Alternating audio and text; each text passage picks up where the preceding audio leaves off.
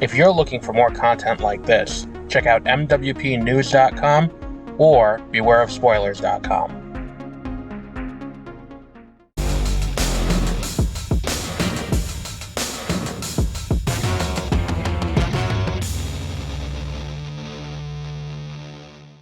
Mobile phone companies say they offer home internet.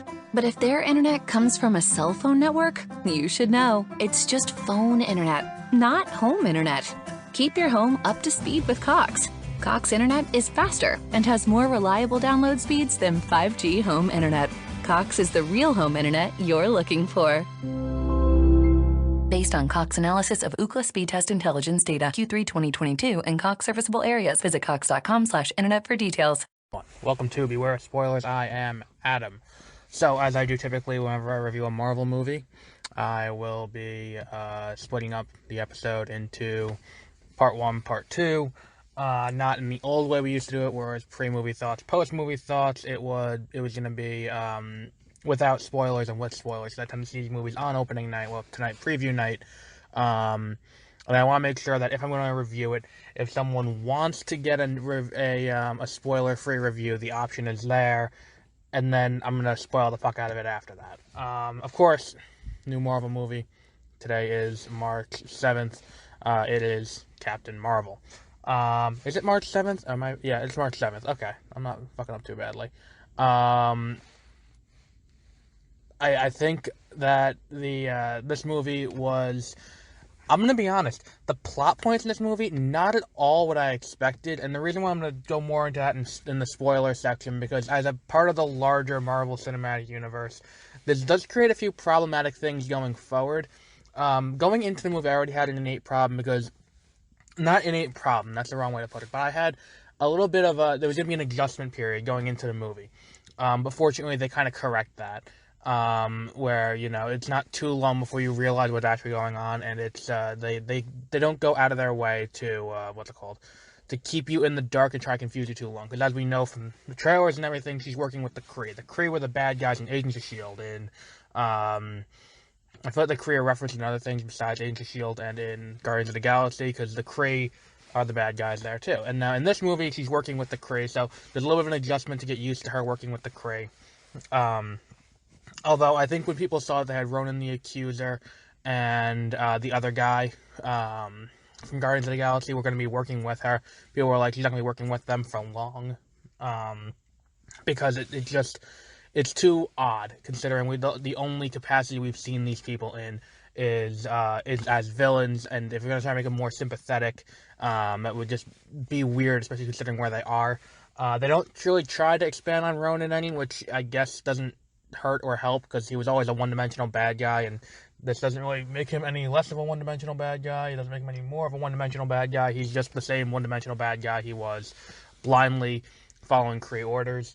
I'm actually surprised they did a good job with the typical, we're not going to tell you who this person is trick, because it's like they pulled that with Wrath of Khan, with Star Trek Into Darkness, where it's like, oh, who's Benedict Cumberbatch playing? It's not Khan, oh, it's Khan.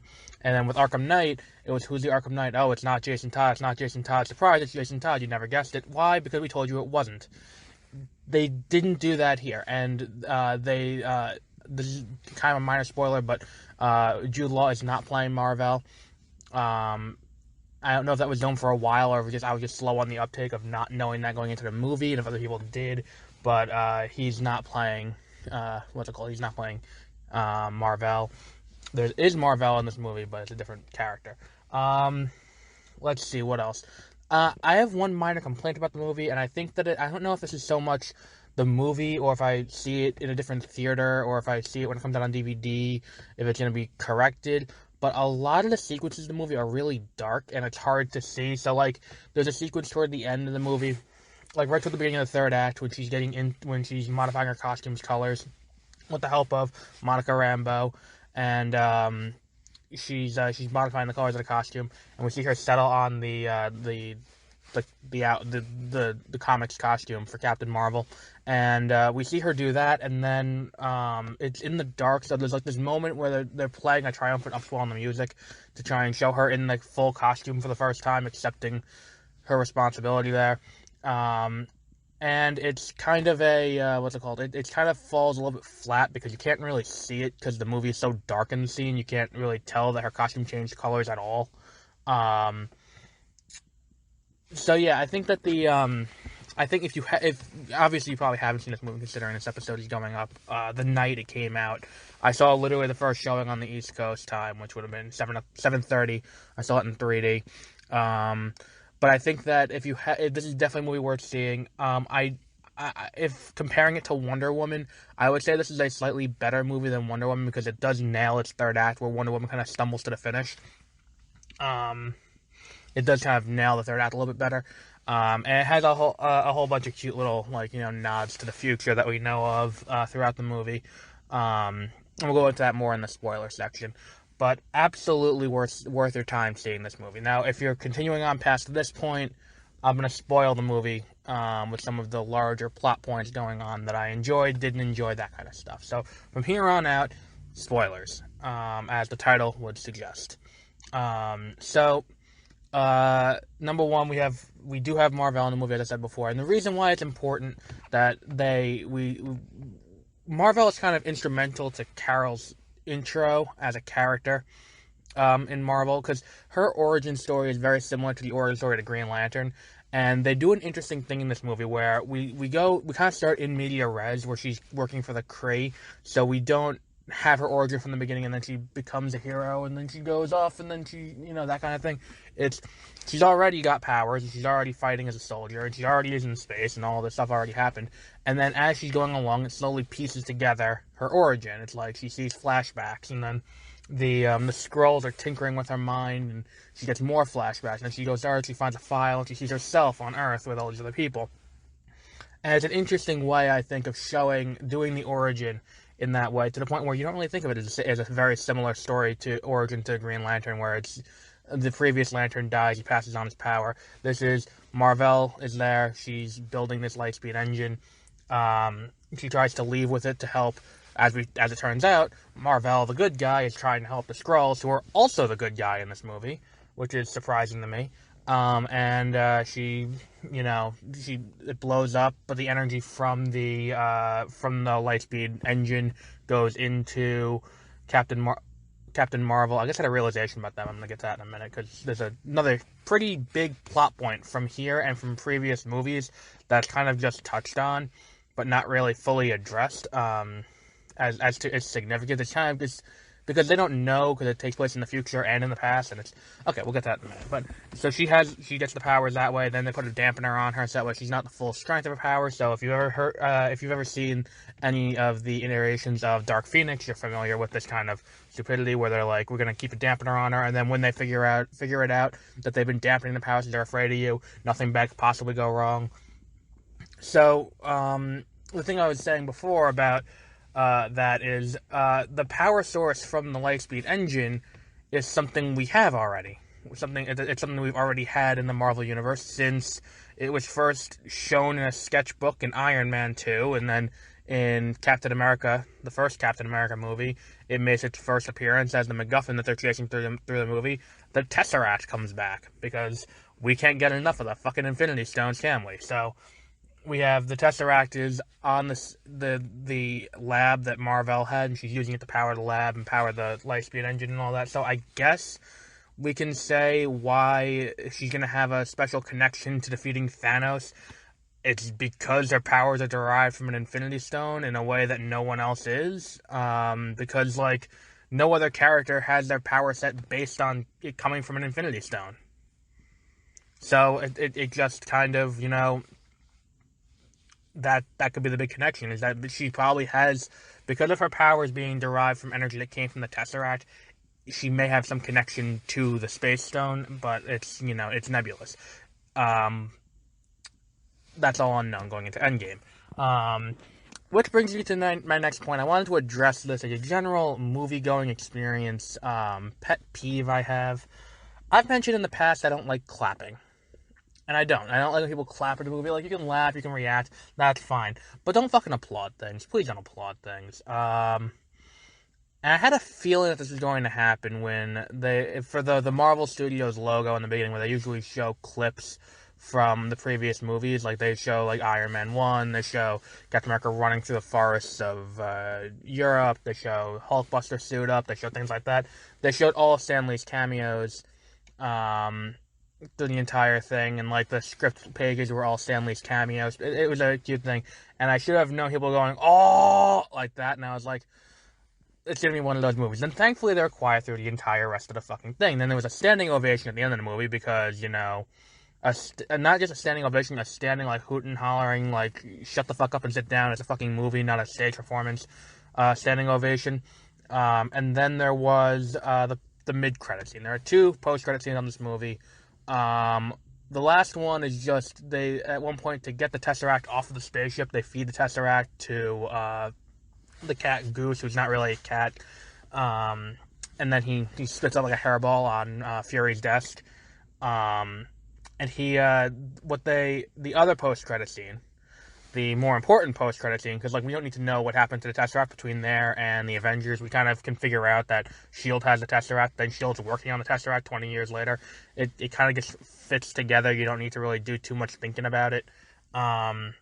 15 years later, not 20. So the other one that's more important, it takes place immediately after Infinity War, and it shows, like, Captain America and Black Widow and all of them are standing around, and it's you see the beeper, Fury's pager that he had. You see that hooked up to a giant battery of some kind, and Black Widow's like, oh, we're looking. I mean, Fury was obviously trying to get to someone. We got to figure out who's on the other side of that pager, and we got to get through to them. And then she turns around, and Captain Marvel's standing there, and she's just like, where's Fury? At that point, the entire row ahead of me, I can only describe their reaction to the scene as a similar reaction to someone having a full-body orgasm. They were screaming, they were rocking back and forth in their chairs, similar to the famed person at Force Awakens when Han Solo died, but in a good way, not in a bad way, stomping their feet, screaming their heads off. It was either a homicide or they just came. I don't know which it was. I wish they had died because that would have been more enjoyable for me, because then they wouldn't have been screaming anymore. But please don't scream in a movie theater, because it's designed to keep sound in, and when you scream, it just gets louder and louder, and it's annoying. Like, we get it, you're excited, and everyone else in the theater, if they're going to see this movie on opening night, is also excited about that, because it's like, it's the next thing. It's like when you saw Ant-Man and the Wasp, and you saw Pym and Janet and Hope all get dusted, you're like, oh shit's going down, and it's going back to the next Avengers movie. It's the same thing. It's just, you don't have to fucking scream and stamp your feet and make so much noise that it becomes a nuisance to everyone around you. And also, one other minor complaint, if someone is using their phone in the theater, that person's a douche. Everyone around that person knows they're a douche. What's more annoying than the person using their phone in the theater is the person who's like 5 rows back screaming, "Excuse me, turn your phone off. Excuse me, turn your phone off." Like, holy fuck. Because the thing is, the person using their phone, everyone else in the theater is ignoring that. Because usually the screen's down dim enough where it's like, it's not a huge deal. But they're off to the side, or they're in front of you, but it's rows down, and it's all that. You yelling over the movie to turn off your phone is infinitely more annoying, and you're ruining it for everyone around you.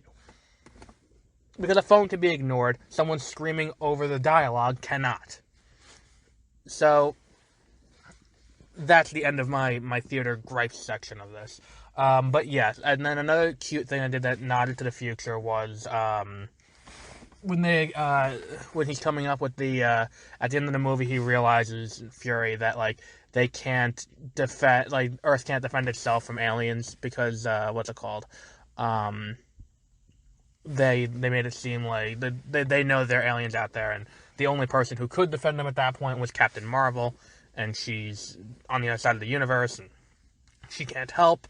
So they start coming up with what he starts calling the Protector Initiative, and then he sees her picture and her call sign, or her call sign when she was in the the military, when she was in the Air Force, was Avenger. So he renamed it to the Avengers Initiative. And they play the Avengers theme, and it's the same thing as at the end of Doctor Strange when they slowly mesh his theme into Sylvester's Avengers theme. It's kind of the same thing where they do that there too. And I think that it honestly is a very good movie. There's a lot of great moments of her where it's not normal in any superhero movie for the hero to show any sort of vulnerability and it be okay, where it's like, you don't really see that unless it's played off for laughs. Like, Captain America never really has a moment of vulnerability in any of his movies. Wonder Woman doesn't have a moment of vulnerability. She just has a moment where she feels like betrayed. Just betrayal is the only emotion she really feels in the movie, besides a drive to complete her mission in Wonder Woman. And that's the only time you get any sort of, change to her behavior, is when she feels that Steve Trevor and the other not Howling Commandos have been influenced by Ares as well. This movie allows Carol to show emotion and show conflict and show that she's coming to terms with the fact that a giant portion of her life was just erased from her memory. And the movie actually gives her time and space to explore that and to visibly go through that and still show it's okay, you can still be powerful after that. And it doesn't, and a hero isn't afraid to show the vulnerability. Because, Iron Man, the only time Iron Man really shows vulnerabilities in Iron Man 3, and a lot of times it's played off for laughs, and in Iron Man 2 as well, when he's going through the stages of, not grief, when he's going through all the signs of being suicidal, right before, as he's dying from the thing in his chest. It's mostly played off for laughs. When you go to, what was the other one? Thor is just kind of powering through everything, just kind of hoping for the best. But the only person who really shows and expresses vulnerability in a normal human adult way is Captain Marvel. And she's showing the grief of the lost life she had and all of that stuff. And that's why I think Brie Larson was such a good choice to play her, because she actually was able. She's a very expressive actress. She's an Academy Award winning actress. She knows how to work the scene like that, especially coming from a role like Room. So I think this is an excellent movie all around. It's just my only complaint with the color grading, and that could have just been my theater had an issue with the brightness on the screen.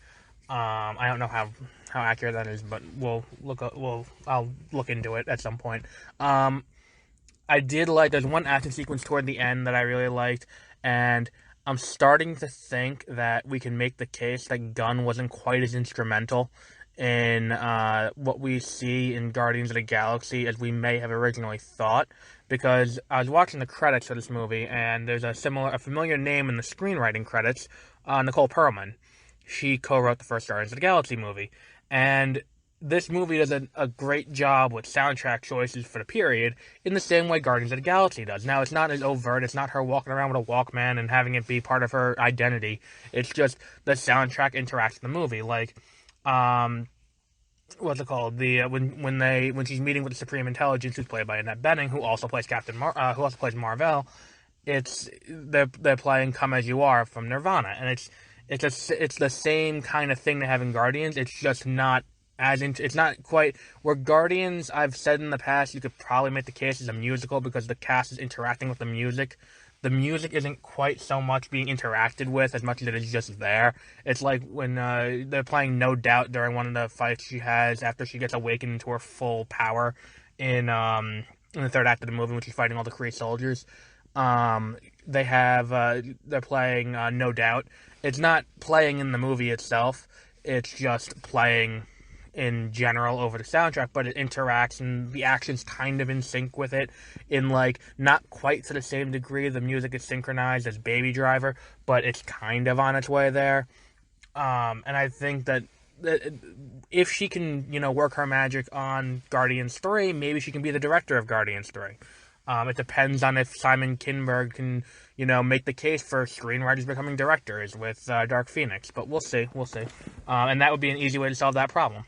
There was one other thing that I really wanted to address, and it really came to mind just now when I was talking about the what's it called, the sequence when they were fighting on the ship. This advertising clip for the movie. Um, I'm surprised that they didn't run a Endgame trailer before the movie. I mean, granted, the entire like post credit scene is a Endgame trailer, but not to the same degree that the end credit scene for the first Avenger was a trailer for the first Avengers. Um, it's they didn't run a trailer for it beforehand. The two trailers that immediately preceded the movie were Frozen 2 and The Lion King, which is surprising because like Dumbo didn't get a trailer, which is another Disney property. This was Disney's first movie of the year, and it's like this is the first major blockbuster of 2018. There was none prior to this. That was like a domestic major blockbuster because like Wandering Earth came out already, and that movie was giant, and it what's it called? It's not a domestic one, but this is the first one that the average movie-going audience is going to see in droves. I mean, you could probably make the case for like Glass, but Glass didn't quite pan out as expected. But this is really the first major one from a major studio, Disney's first major outing of the year. So they used it as an opportunity to pimp their goods a little bit, and they did it with The Lion King and with Frozen, but there was no Aladdin trailer before it. No Endgame. I'm surprised they didn't drop a Star Wars teaser. So that way they could put that before this. I feel like that should have definitely happened before Endgame. I'm actually really surprised that they didn't have a Dumbo one because it's the last major movie you can really put Dumbo in front of because it's, another Disney movie. So yeah, I really can't remember what the other thing was. That I wanted to address about this movie. It's like with the soundtrack and all of that. If I remember it, I'll include it in an episode of 30-minute reviews when I do. I'm not gonna do Pirates of the Caribbean this week. I'm gonna actually in my mind I'm gonna do Creed 2. But yeah, if I remember it, I'll bring it up there. I really don't remember what the fuck it was. Probably because it's 10:30 at night and I'm exhausted and I literally left the theater, got in my car, and I'm now recording this. So I really don't fucking remember what it was I wanted to say. But oh well. We'll remember it when we remember it, and if we don't, we don't. Oh, that was it. The Skrulls' role in this movie. That's a pretty major thing. The trailers and everything make it look like the Skrulls are the bad guys, because most of the footage from the movie is from the first, half of the movie. With some snippets from the very end. And the fact that everything teased it as the bad guy is Ben Mendelsohn's Talos and all of that. Now, here's the thing: the Skrulls aren't actually the bad guys. The Skrulls are refugees trying to escape the Kree because, as we should have expected from the beginning, the Krees are the bad guys. And I think the biggest problem with this whole thing with that is that after this movie was announced that the Skrulls were, going to be the bad guys, there's a lot of speculation that where do you go with the Avengers after that you do Infinity War and you do that whole thing. Where do you go next? A lot of people assumed you do Secret Invasion, considering the Skrulls are now set up, they're shapeshifters and they're doing that. And now the Skrulls have been made very sympathetic. And she's helping the Skrulls. And I don't think doing Secret Invasion is that great of an idea. I could see them still doing it, but it'd just be a weird, complete tonal shift from the previous movie that the Skrulls were featured in. That's not to say there aren't extremist sects of the Skrulls somewhere, but I think it would still be an odd decision. So really, the movie did a great job of making it so we have no idea what the fuck is going on after Endgame. Because it can be literally anything at this point, except for Secret Invasion, which is the big thought. Probably not going to do Secret Wars that quick, but oh well. We'll see where they leave us after Endgame, emotionally and story-wise. So we'll wrap it up there with Captain Marvel. 100% go see this movie. It is entirely worth your time. And the ticket sales. Don't listen to the IMDb rating or the audience rating on Rotten Tomatoes. Those are both being heavily skewed by people who are pissed off with a woman leading a movie. And I read a New York Post review of it as well, which should have been your clue right there that the New York Post is kind of fucked up to begin with. Or it was either the Post or the Daily News, one of those two tabloids they run, and they pretend they're real news in New York City. and it gave it a 1-star review and was like, oh, typical man telling her not to use her powers, and it's like, okay, we get it. We get it. You're upset that a woman won't fuck you. Okay, calm down. Just take your personal feelings out of it. They're not trying to erase you from existence. No one's coming to get you. This is just a good movie. Shut the fuck up. Because that's the thing that I think happened with someone like that, is they went into it being mad, and then they were like, oh, see, the movie wasn't like. They went into it expecting to be bad, and then confirmation bias set in. We're going to try and find evidence to prove that I don't like this movie. But the movie is fantastic. 100% go see this movie. And we'll wrap it up there for today. I don't know what the next movie I'm going to do is. I might do another one later this weekend. I don't know. We will find out, though, and I'll tweet it out if we do. The show's Twitter is currently shared with 30-minute reviews, but I'm probably going to split them up in the near future at 30min review on Twitter. You can follow me on Twitter at AdamTaylor792.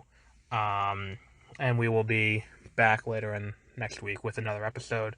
Definitely going to have another episode of 30-minute reviews this week, covering the big news that Arrow will not be coming back after their truncated season 8 of 10 episodes, and what that possibly means going forward for the other shows on the CW coming out of DC and Berlanti. And we'll be back with that probably tomorrow. And with that, have a great rest of your week. Mobile phone companies say they offer home internet. But if their internet comes from a cell phone network, you should know. It's just phone internet, not home internet. Keep your home up to speed with Cox. Cox internet is faster and has more reliable download speeds than 5G home internet. Cox is the real home internet you're looking for.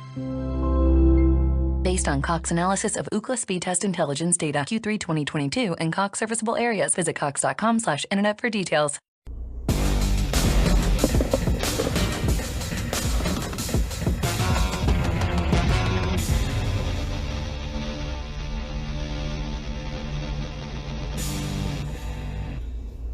Welcome to Beware of Spoilers. I am Adam.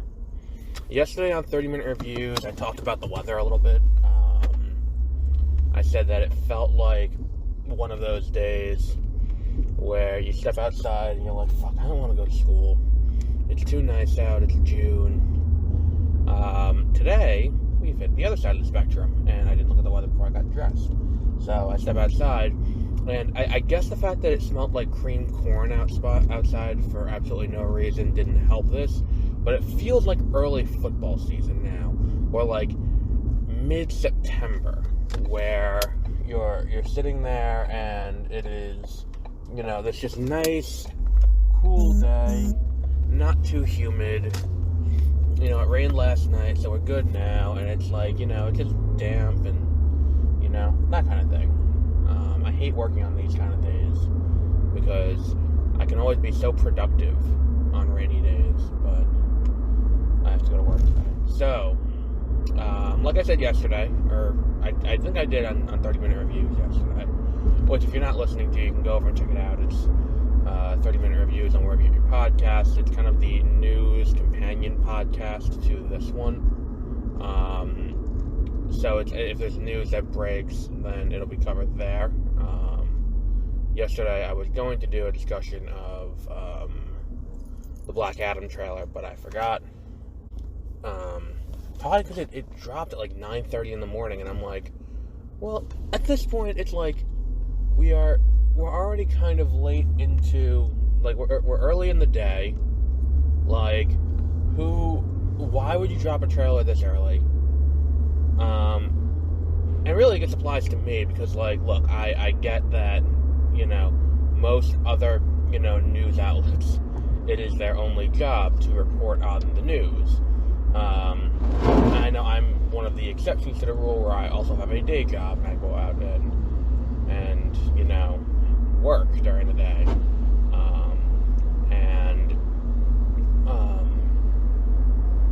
I guess for me it doesn't work. So, if they want to realign their entire marketing campaign around what one guy needs, then that'd be very helpful.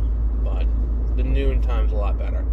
And I think Monday tickets for Love and Thunder go on sale, so get ready for that. Today I got a notification that Nope tickets are on sale, the new Jordan Peele movie with aliens and alien abductions and that kind of cool stuff. So back on topic, yesterday on 30-Minute Reviews, I said that for the sake of these next few weeks, and I think, considering that they're doing this now and not doing this, and not moving one to Friday, considering they're doing it this way, when the season starts for Andor and the other one, that movie's so fucking busy too, because it's gonna be Andor and Bad Batch, or Andor and She-Hulk, but whatever. So right now we got, so looking at this, right now we have, Kenobi and Miss Marvel, or Obi-Wan Kenobi and Miss Marvel, like he's doing that. And the way I decide I'm going to decide which one goes in the morning, which one goes in the afternoon, is going to be which one did I like more. It's going to be the morning one. And which one I liked less is going to be the afternoon one. And this one was tough. Because Kenobi did do something that felt like, the animated shows that I love. Like, it feels a lot, like when you watch this, it feels a lot like watching Rebels or Clone Wars, or even The Mandalorian does this occasionally. The breaking into the Imperial stronghold to rescue someone and leave. But that's not what we're going to talk about first, because I think Miss Marvel edges it out a little bit. I think Miss Marvel was the better of the two shows this week. Now, with Miss Marvel,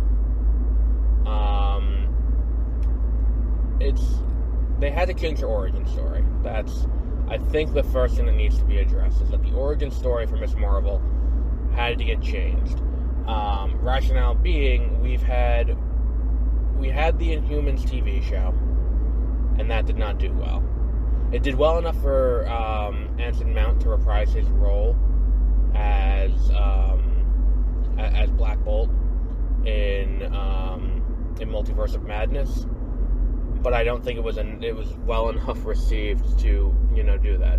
On top of that, the Inhumans, what's it called? The Inhumans do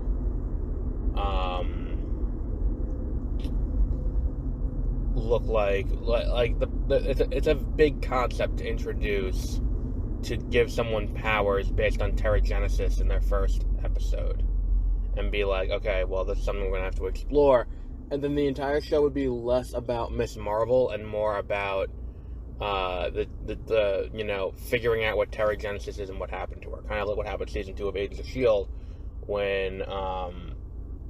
when Skye became Daisy. I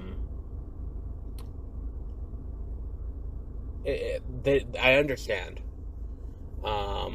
why they made the change. The other thing that needs to be addressed is why Miss Marvel fills the role she does in the comics. When Miss Marvel was introduced, Marvel did not own Fox, and there was this kind of petty thing going on where Marvel would refuse to cover comics, like they wouldn't do comics or things they didn't own. So like the X-Men got a much lower, got less comics about them. I think there was like a Wolverine in the X-Men, and really that was it. But beyond that, there was not much there was not much X-Men love. Also, at the same time,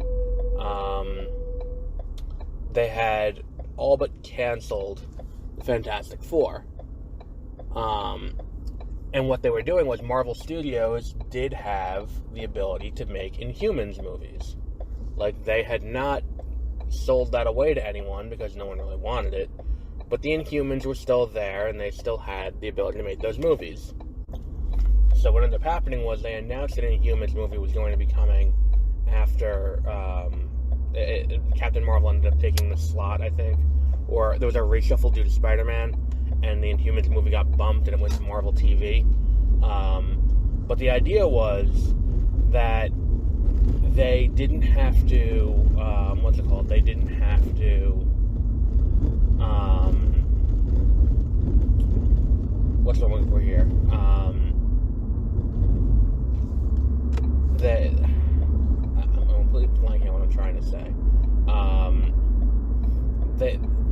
That's what it was. If they made an Inhumans comic, the Inhumans comic would, in the long term, promote an Inhumans movie that would inevitably come. So Ms. Marvel's powers were Inhuman, and they were also kind of Mr. Fantastic based too. I think that the thought process was, well, if we give her stretchy powers, number one, if we have two stretchy characters if we have two stretchy characters in the universe at the same time, it's not the worst thing on the planet. Look at DC. DC's got Elongated Man and Plastic Man, and while they're not identical power sets, they're close enough where you can be like, okay, well, they're kind of similar. And it wouldn't be a huge deal if there was a second character who had that same powers, number one. Number two, at the time, it was post-Secret Wars 2, so it was just easier to be like, hey, so we now have two stretchy, for all intents and purposes, Reed Richards and the Fantastic Four had kind of retired for a little bit, so they were off to the They were kind of off the board a little bit. So creating Ms. Marvel with that same power set wouldn't make a ton of an issue. Then comes, the show. And the show is coming at a time where Disney has now reacquired Fox and all of that. And I feel like, especially if we're going to use the naming convention of, and have her associated with, Captain Marvel, Marvel, Spectrum, and all these other characters, the cosmic energy aspect of it definitely would fit in better with would definitely fit in better with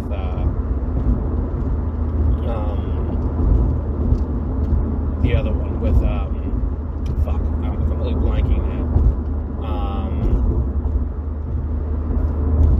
With Captain Marvel, then and here's an Inhuman who is taking the name Ms. Marvel, and just because she's a fan of Captain Marvel or she's a fan of Carol Danvers, so she's gonna take the name on, and it kind of just feels kind of, I don't know, weird. Like that feels weirder to me than doing it this way, where it's like, yeah, she's gonna invariably take on the name Ms. Marvel. But she's going to do what she's doing.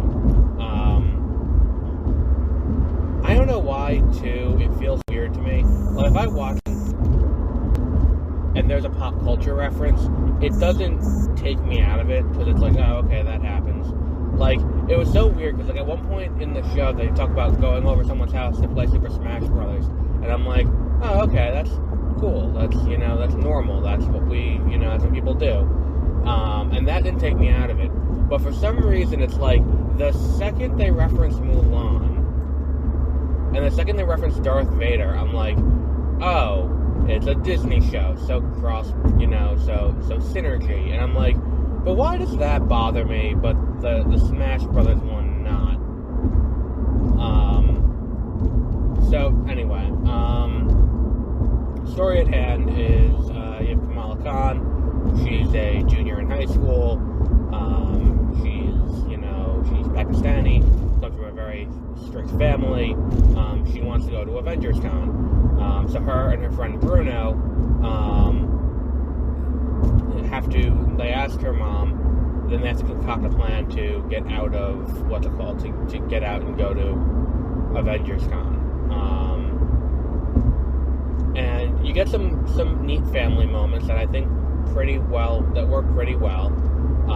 Like when she tries to get them to go along with the plan, to, let her go to Avengers Con, like that's a kind of, interesting kind of conversation. And it doesn't, like the big issue I have is oscillation between serious and comedic. If you don't have enough time to breathe in between the moments, it can create this issue where a bird just shit on my windshield. Not to do with the show, it literally a bird just shit on my windshield. Oh god, got a hemorrhoid too. Some red shit mixed in. Let's go to a fucking proctologist. Anyway, I think rapid oscillation between, between emotional states or comedy and drama can create a kind of, like, you know, what's what I'm looking for here? Like, almost like a tonal whiplash, I guess would be the word I'm trying to come up with. But I think the show does a good job of not, like, it does a good job of flipping between the two in a way that doesn't feel forced. Because it's just, you know, it's just normal. And a lot of it does dwell in the more serious. Because, like, while there are comedic moments in the show, Kamala is dealing with some pretty heavy things. Like, she's dealing with the existential, you know, crisis of not knowing what she wants to do with the rest of her life as she's entering her senior year of high school. So that's kind of a big deal. And she doesn't know, like, what's going on, or what she wants to do. So she's going to Avengers Con, and it's just like she wants this moment of kind of release. Like, I'm going to go to do this fun thing that that looks kind of, you know, that's just about this thing I'm passionate about, and I'm going to go and do that. And she does, so she goes, and she sneaks out of the house and meets Bruno, and, like, there's this great thing where she does, like, an Ocean's 11 style, like, here's the plan, and she goes through the entire plan of what they're going to do to sneak out and get to, sneak out and get to Camp Lehigh, where, you know, in the first Avenger, Captain America is formed, in the Winter Soldier, Zola is, in, Endgame, they go back in time, and that's where Howard and Hank Pym are working on their stuff. So, like, they're going on, like, they're coming up with all these ideas, and also they're in Jersey, so it's easy for them to get to it. So, like, she's going through the entire thing, and it's all animated with like, hand-drawn animations. And then, and it looks like she drew it out on a piece of paper. And then, he gets to the end, and he's like, alright, so let me make sure I understand this correctly. Your plan is, we're going to sneak out and take the bus. And it's like, alright, yeah, but still. But it's like, she's got this, like, energy to her, the actress who plays Miss Marvel, that she can play that kind of, like, eager and overzealous kind of young hero, and I think that really, like, lends itself to the character in an interesting way. And then when we see her get her powers, it's kind of cool, the way she does get her powers. That's why I think that, like, they're not 100% getting rid of the Inhumans story. I think that by the end of this, we're going to get something about, like, the Kree experimenting on humans, and creating, like, the Inhumans. And I think Miss Marvel's going to end up being the first real Inhuman we get with any length of time.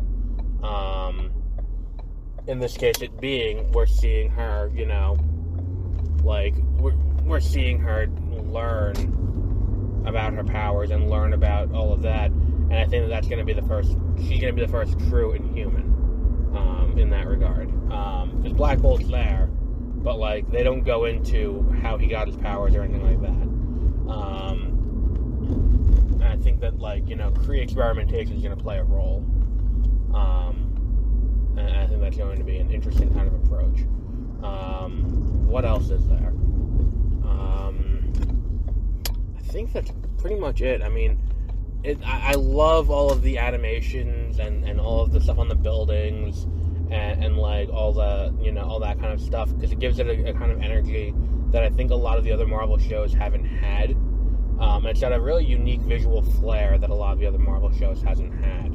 Like, I loved Loki, and I loved Falcon and Winter Soldier, and I loved Moon Knight, but they didn't have anything that really set them apart besides who's in the show. And the tone's a little different in each of them, but there is no, like, it doesn't look any different. It all looks like it's shot by the same person, or in this case, same studio, and it's all meant to look kind of uniform. This one is designed to look different, which I think also lends itself to the character. Like, the idea of, Kamala being, this different person and all of that is great. And I love her opening summation of the battle at Endgame. It's just so funny.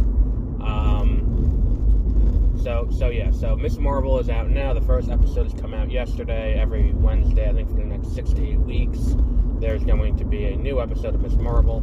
So you can tune in to Disney Plus every Wednesday to see that. If you are not looking to see Ms. Marvel, then I feel sorry for you. It's a very good show. It is I don't understand the review bombing. I don't understand the vitriolic hate over it. Because it's a well-made show, and if you're really that offended that she's Muslim, I'm sorry. There's nothing I can do about that. And there's nothing that can be, there's one guy at work who's like, I don't understand what I'm making this Marvel show. Because people like the character. There's a reason why she's one of 3 characters, if that survived the culling after All New, All Different. Because people really like the character. And also, Carol did not show up in this episode like I thought she might. I think that Carol shows up by the end. That would be my estimation here. Carol shows up by the end of the show. Especially considering the next time we're going to see Kamala Khan and we're going to see Monica Rambeau is going to be in... Well, I can see actually Monica could show up in this episode very easily. I think that could happen, not by the end of the show. They're both going to show up in the Marvels for their next movie. So we'll wrap up there for today. I think our next episode is going to be tomorrow, or later today. We're going to have another episode for Kenobi, and then tomorrow I might have one for Irma Vep, but we'll see. So until then, have a great rest of your week.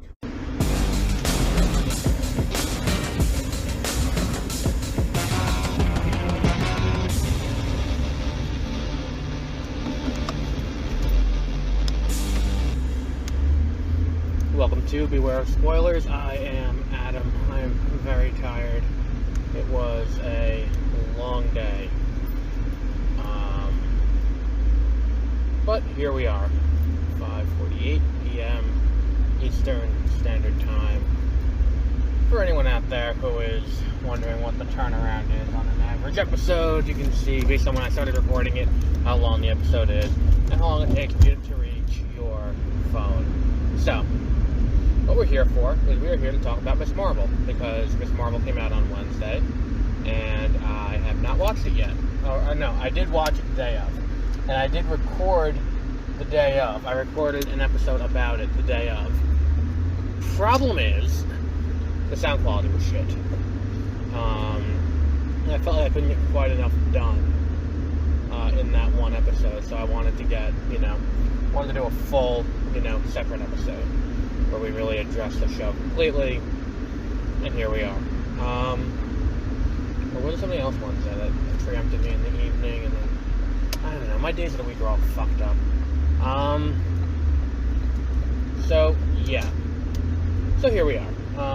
Now, episode 2 of Ms. Marvel was kind of interesting.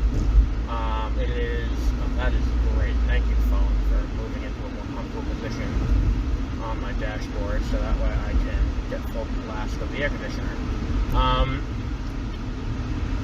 I got this new phone case, and my old one got destroyed in a rainstorm. And when I say it got destroyed in a rainstorm, I mean I stepped out of my car, and my phone was in my hand, and it fell directly into a ankle-deep puddle. And the phone case got ruined in that puddle. So I got this new phone case that's one of these like flappy ones, and it's pretty neat. But it doesn't hold its weight properly if you are trying to do if you're trying to do like have it mounted on your dashboard from a, what's that thing called? Like with the pop socket, which I keep mine on. I have a pop socket and the pop socket mount. And then because if you want to have the app open for anything, you need to have the thing open, because I've never tried to run this with a locked phone screen, so I don't want to risk it. Well, no, I did one time. I recorded part, went into Walmart, so I locked my phone screen and kept it paused in my pocket, and then came back, and it was, what's it called? It was, it had deleted everything, so I had to redo the entire episode. But now I don't do that anymore, so I make sure to not lock the screen, so I keep this thing open, but it also blocks my, we're getting way too off topic here. So Ms. Marvel, this most recent episode, it is, in the first episode we had her get her powers. It is her first time, you know, having her powers. She puts on the bangle, she has that awakening moment, and then comes back from the awakening moment, and then and then she has these new hard light abilities. So, if that was her getting bit by the spider at Oscorp, to use 2002's Spider-Man as a barometer, if that was her, if that was that moment for her, then this is her discovering her powers, working out what the limitations of her powers are, and trying to do that.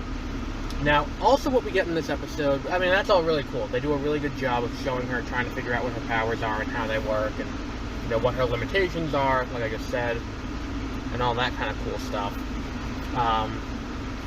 But juxtaposing that with setting up some of the, I feel like this should have been a 2-episode premiere, because I feel like a lot of what happens in this episode really piggybacks off of the first, and then also includes a fair amount of, like, this is what we're doing for the rest of the season, and here are the conflicts coming forward for the rest of the season. So, like, you know, Bruno is going to be going to Caltech or some California technical institute, and that's something that he's got to grapple with because he's 16 and he likes Kamala, and, you know, he's got to grapple with the fact that he is, you know, he has to pick those two things, like pick between the two. And, you know, I hope we don't get into High School Musical territory, because I think I've said it before that, like, the problem with, like, a lot of modern writing for high school, writing high school characters, is that high school characters don't act like how even people when I was in high school acted. Because if we look at, like, you know, High School Musical 2 is really the one that I always point to, because my sister was really into that movie, so I watched it a lot when I was a kid. And one of the things that, looking back on it, it's like the entire conflict comes from the fact that Troy is being actively vetted by by the high school, like, by some college. I forgot what the fucking college was, but some big college is actively vetting him for him to be in,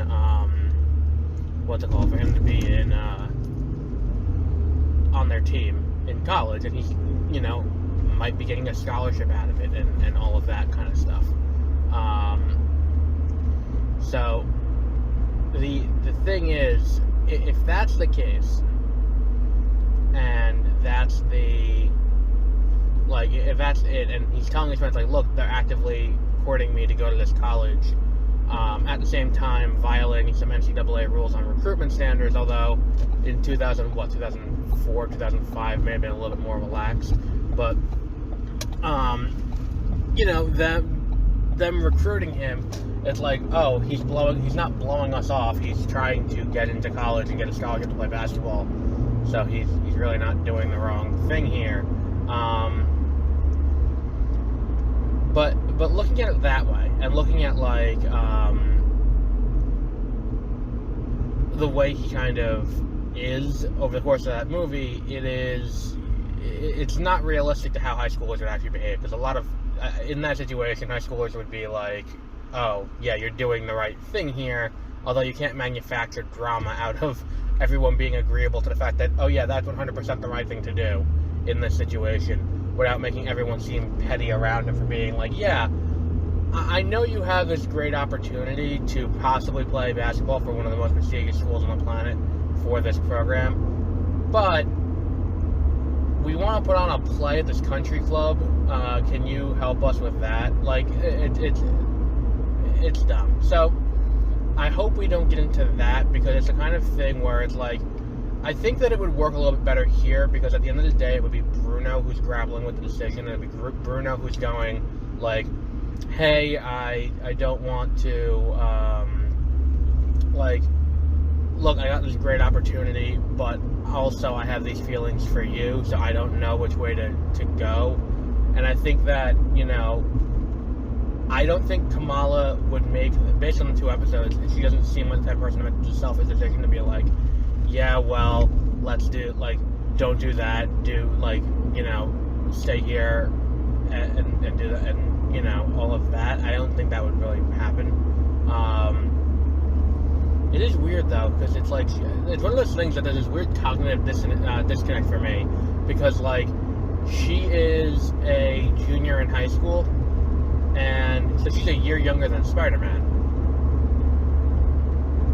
Like, that's kind of an interesting way to look at it that I didn't really think of when that was happening. So I think it'll be cool to see how that plays out. I hope they don't make that the real issue of the whole personal relationship aspect of the story. At the same time, there's also the whole bit of Kamala and this new guy who she has that crush on for the episode, and that relationship's kind of cute, and her, you know, the animation of her drawings of that is really cute and all of that. As for damage control, I feel like the damage control storyline is burning too slowly for my liking.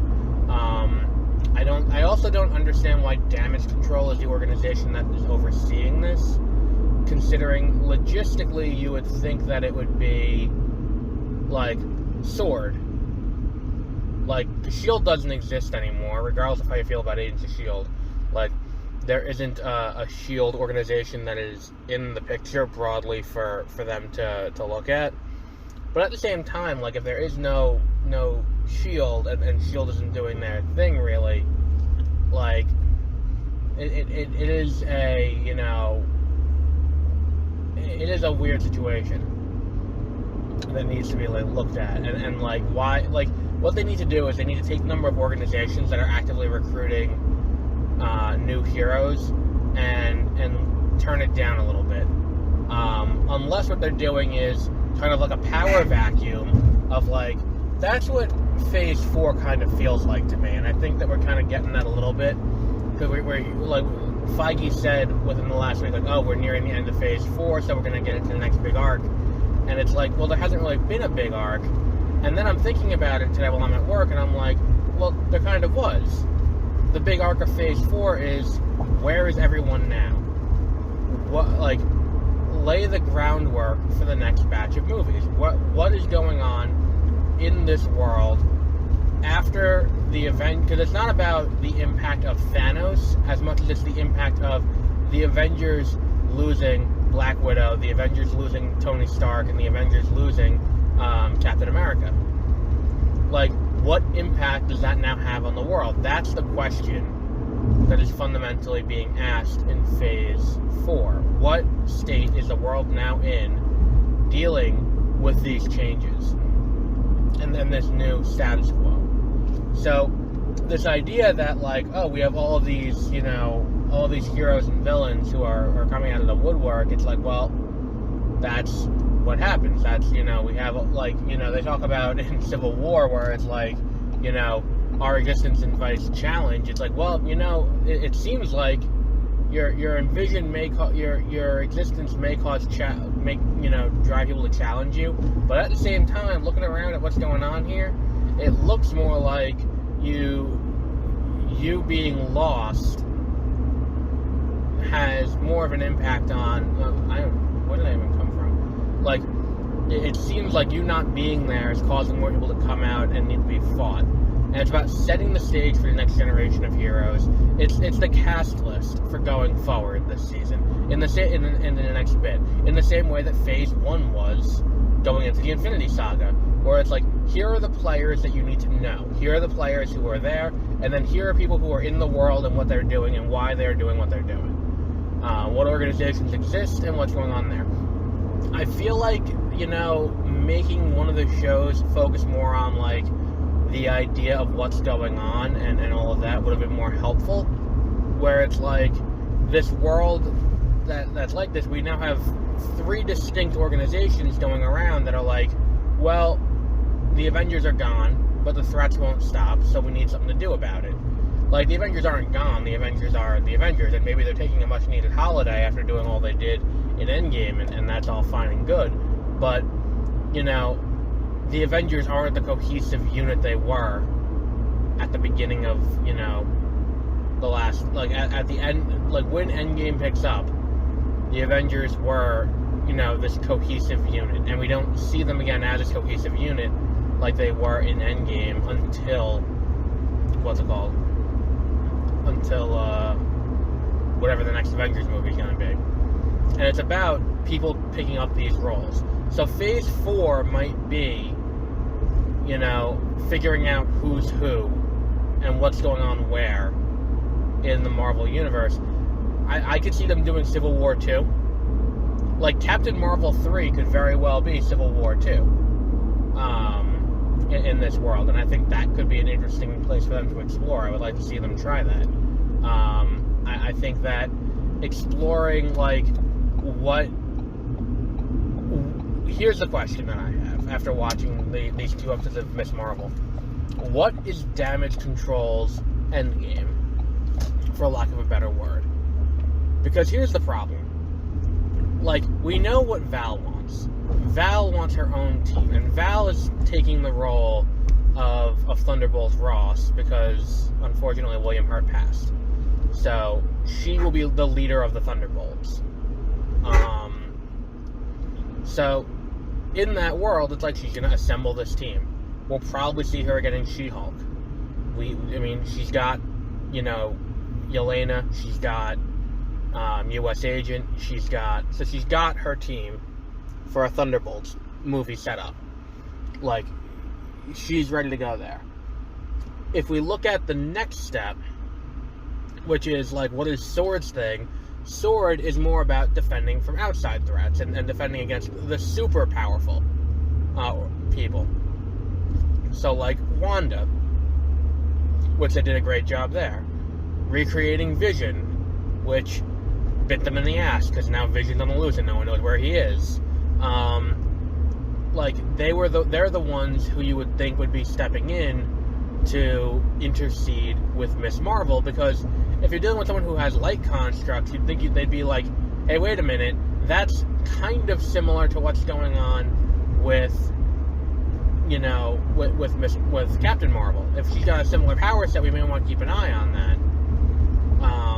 And then the thing is too, considering what is going on with Monica, considering Monica Rambeau also has these light-based powers that are, and she also works for Sword, you would think it would make the most logistic sense for them to just be like, alright, so let's put Sword in here, not Damage Control, because Damage Control, unlike the others, doesn't have a really, like, an established purpose for why they're there. Like, what is Damage Control's endgame? Is Damage Control working for Val? Is it a new front for Hydra? Like, what is the endgame here? Like, I hope they go that route. Like, it'd be really cool if the Department of Damage Control ended up being Hydra. And that would make sense as to why, because I think at one point, Contessa Valentine, whatever the fuck her name is, that they call her Val, who Julia Louis-Dreyfus plays, that character was Madame Hydra at one point. Like, that would be a great Phase 5, I think, would be dealing with that, and then you can go into Secret Wars after that. But again, I don't know anything. I'm just giving my thoughts as to what they could do, and I feel like like from a storytelling perspective, I understand what they're doing with this phase, but I think that the public at large is not quite as accepting of this like persona dramatis version of Marvel, where it's like, who is everyone, where is everyone, what are they doing, and where are they going after this they were confronted with this reality. And I think that like splitting the Marvel Universe up into different into different kind of sections kind of makes sense in a weird way, because like you really couldn't do Infinity War without the Guardians, but at the same time, like, the Guardians being isolated and Captain Marvel being isolated and all these cosmic characters being isolated makes the most sense, because if you brought in these big heavy hitters into every dumbass conflict that they get involved with, then, like, what's the point? Like, if you called in Captain Marvel for, like, say, the Winter Soldier, or Captain America the Winter Soldier, it would be a very simple proposition on how to handle that problem. The same goes for, like, you know, any of the other ones. You need to have, like, paranormal. You need to have, that's how I would split it up. You have the occult, the paranormal, the stuff that they're introducing, like, in the Halloween special with, like, Werewolf by Night and Blade, and, you know, we have Moon Knight, who's kind of in that same world, and all these other things. You do that.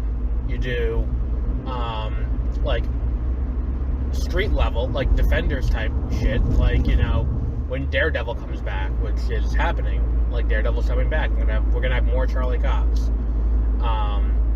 as Matt Murdock, and you know, it's gonna be awesome. But like that, like, we don't, and it just makes the most sense to keep these incidents kind of separated, so that way they can each have their own little response thing. But at the same time, I come back to, there is no good reason as of right now as to why Damage Control was the one doing this.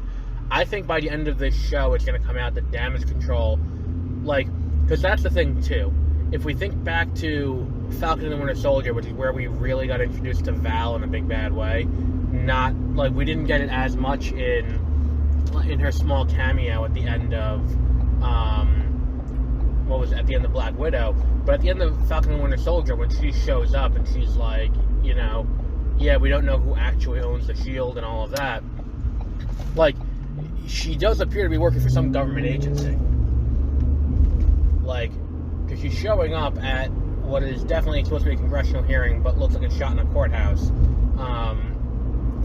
Like, she's showing up there, and is like, yeah, we don't know who the shield actually belongs to. It's kind of nebulous, but, you know, if we want to give it to you, then we can give it to you, and, you know, like, that idea that she's the one who's overseeing the Department of Damage Control, I think would be very interesting, because then it gives Kamala something to reject, and then puts her on the path where it's like, alright, we need someone to, we need people who we can control, and that puts her onto the path of using the ex-cons, the Suicide Squad and all that, and then Suicide Squad-like, or Task Force X-like, and then you can also send her out on a,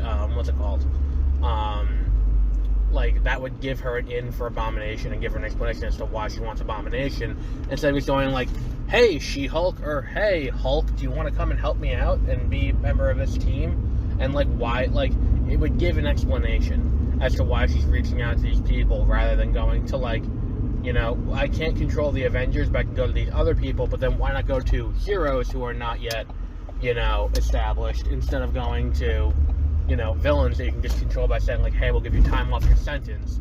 And then the Department of Damage Control, considering we saw it in No Way Home, could be, I like this theory that I just came up with, and I can't wait to see on Screen Rant in 3 days, because those motherfuckers always rip me off on a regular basis. But it's like, I think that's probably the way it's going to go. Where by the end of this show, we're going to find out that Val is the Secretary of the Department of Damage Control, whatever they want to call her role in the government. Whether or not she's Hydra, that's up in the air. I would prefer she was Hydra, but it's also possible that she's, not Hydra. So we'll wrap up there for today. I think we've covered a lot of ground here. This came out a lot better than the other episodes, so I think we'll just, keep this as is. This week we have episode 3 of Ms. Marvel. We have episode 2 of, or episode 6, the finale of Obi-Wan Kenobi.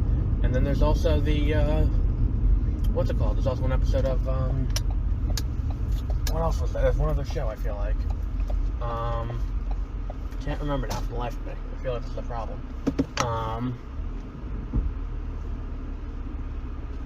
What was the other show? Oh well. Oh, Black Phone this week and Elvis are the 2 movies. So until then, have a great rest of your week.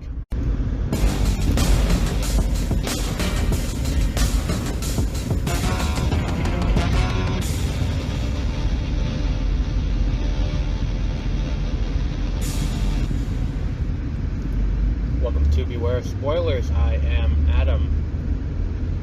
Let's talk about Ms. Marvel. It's been a very long day today. I'm tired. So what we got is episode 3 really starts diving more and more into what the powers are and establishing who a villain might be going forward. Like who's going to be the real antagonistic force to Kamala over the course of this. And it appears that what it's going to be is that this bangle or armband or whatever we're going to call it, or bracelet, or let me list out synonyms real quick. But like that thing that she has is like it comes from a race of genies, or jinn as they're called, which is the proper name for what we colloquially call genies now.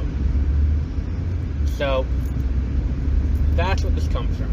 She's got this armband that comes from that, and all this cool stuff.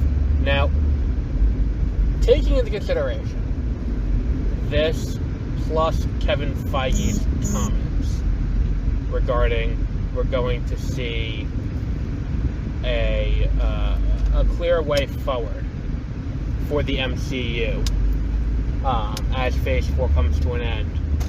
I'm thinking there's a connection to Shang-Chi and the Legend of the Ten Rings. I'm thinking that, let's see, I'm thinking that this is, like, when I first watched the episode, my first thought was, oh, so it's kind of like basically the general concept is she touches this thing and awakens her power and all of that. The difference is that it seems bound to the bangle, the powers, rather than rather than her innately having that ability. That guy really should not have gone.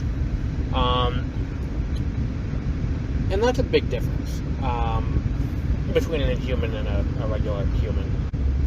So what we end up with is this interesting kind of idea that she's getting her powers from the bangle, and without the bangle she is Kamala,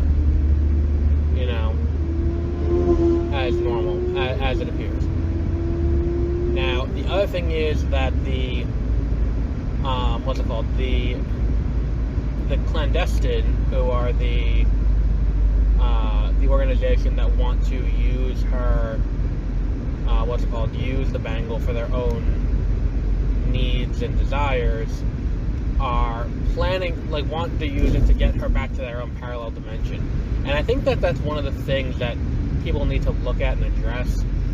Someone at work was like, I don't know, how does this work? There's alternate dimensions too within the Marvel Cinematic Universe? I don't understand. And the thing is, Marvel has always had pocket dimensions that are kind of adjacent to the main dimension,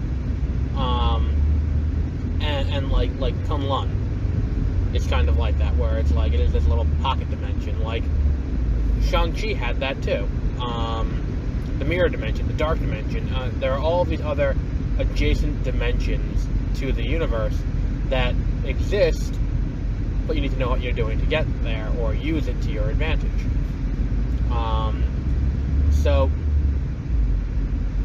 I think if we're going to look at this from a perspective of what's going on, they want to get home. It's basically like they want to get back to, like, let's just put it this way, into the perspective of people who may be familiar with other aspects of Marvel lore.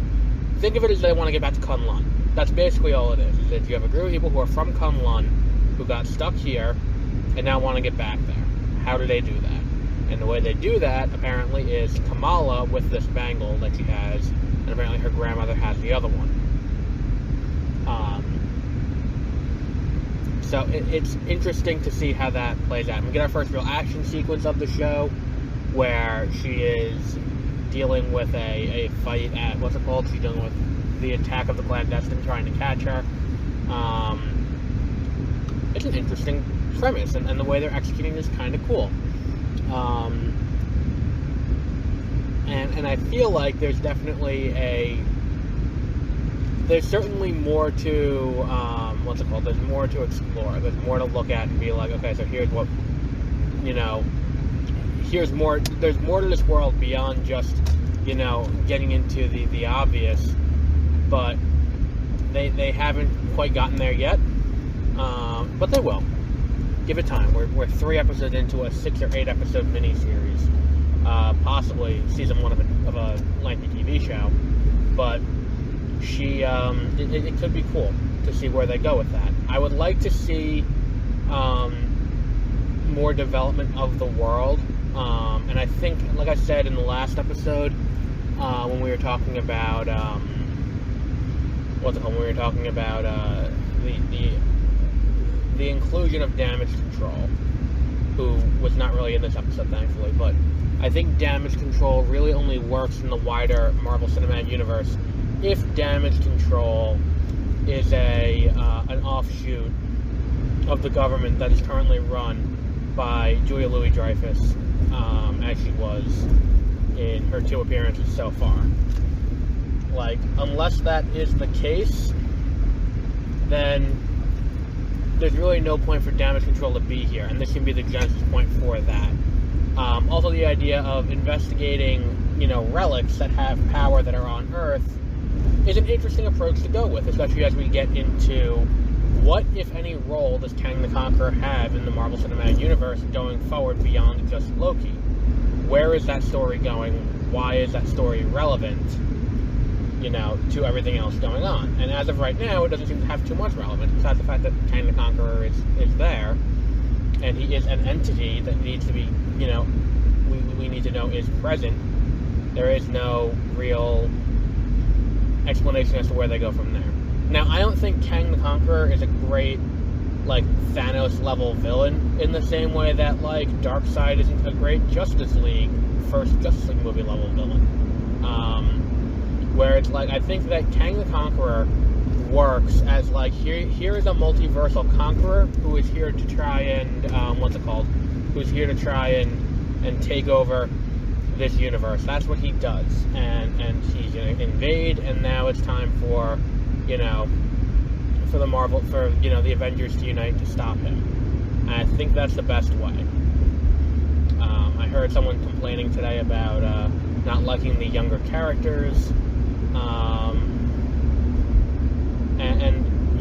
I think that one of the things is that at this point we've grown accustomed to these characters, and we've seen them grow, and we've seen all of that kind of stuff. And it's if you look back at who the other characters were, it's Thor didn't have a good movie until 2017, because his first 2 solo movies aren't great. Thor is not a fantastic movie. It's okay, but it's not fantastic. And then Thor: The Dark World is one of the worst Marvel Cinematic Universe movies. So, in a world where that's going to be what we're looking at, Like, it took till 2017 for audiences to fall in love with the character, and he was introduced in 2011. 6 years is a long time to sit there and be like, well, we have to get people acclimated to this character. Like, Captain America, like, wasn't fully adored by the public until The Winter Soldier. Like, he's great in the first Avenger, but the first Avenger is one of the lowest grossing Marvel movies to date, and that costume in Avengers, what's it called, in the first Avengers movie, doesn't do any favors in trying to get him, liked by the general public. A lot of people like, that looks silly. Like, the only two characters who were introduced and immediately, well, okay, there were three characters who were introduced and immediately had unanimous support where the fans loved it. And that would be Chadwick Boseman, who has since passed, as Black Panther. People loved him from his first appearance in, from his first appearance in, what was that movie? Civil War, up until, his most recent appearance. And then Tony Stark, Robert Downey Jr., people loved as well, out of the gate. And Scarlett Johansson as Black Widow. People to this day do not like Jeremy Renner as Hawkeye.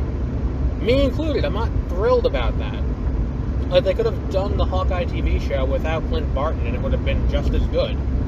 And people, and there are very few characters that had universal acclaim out of the gate, and then remained with that same level of fan support. To sit here and be like, well, I need time for these guys to grow on me.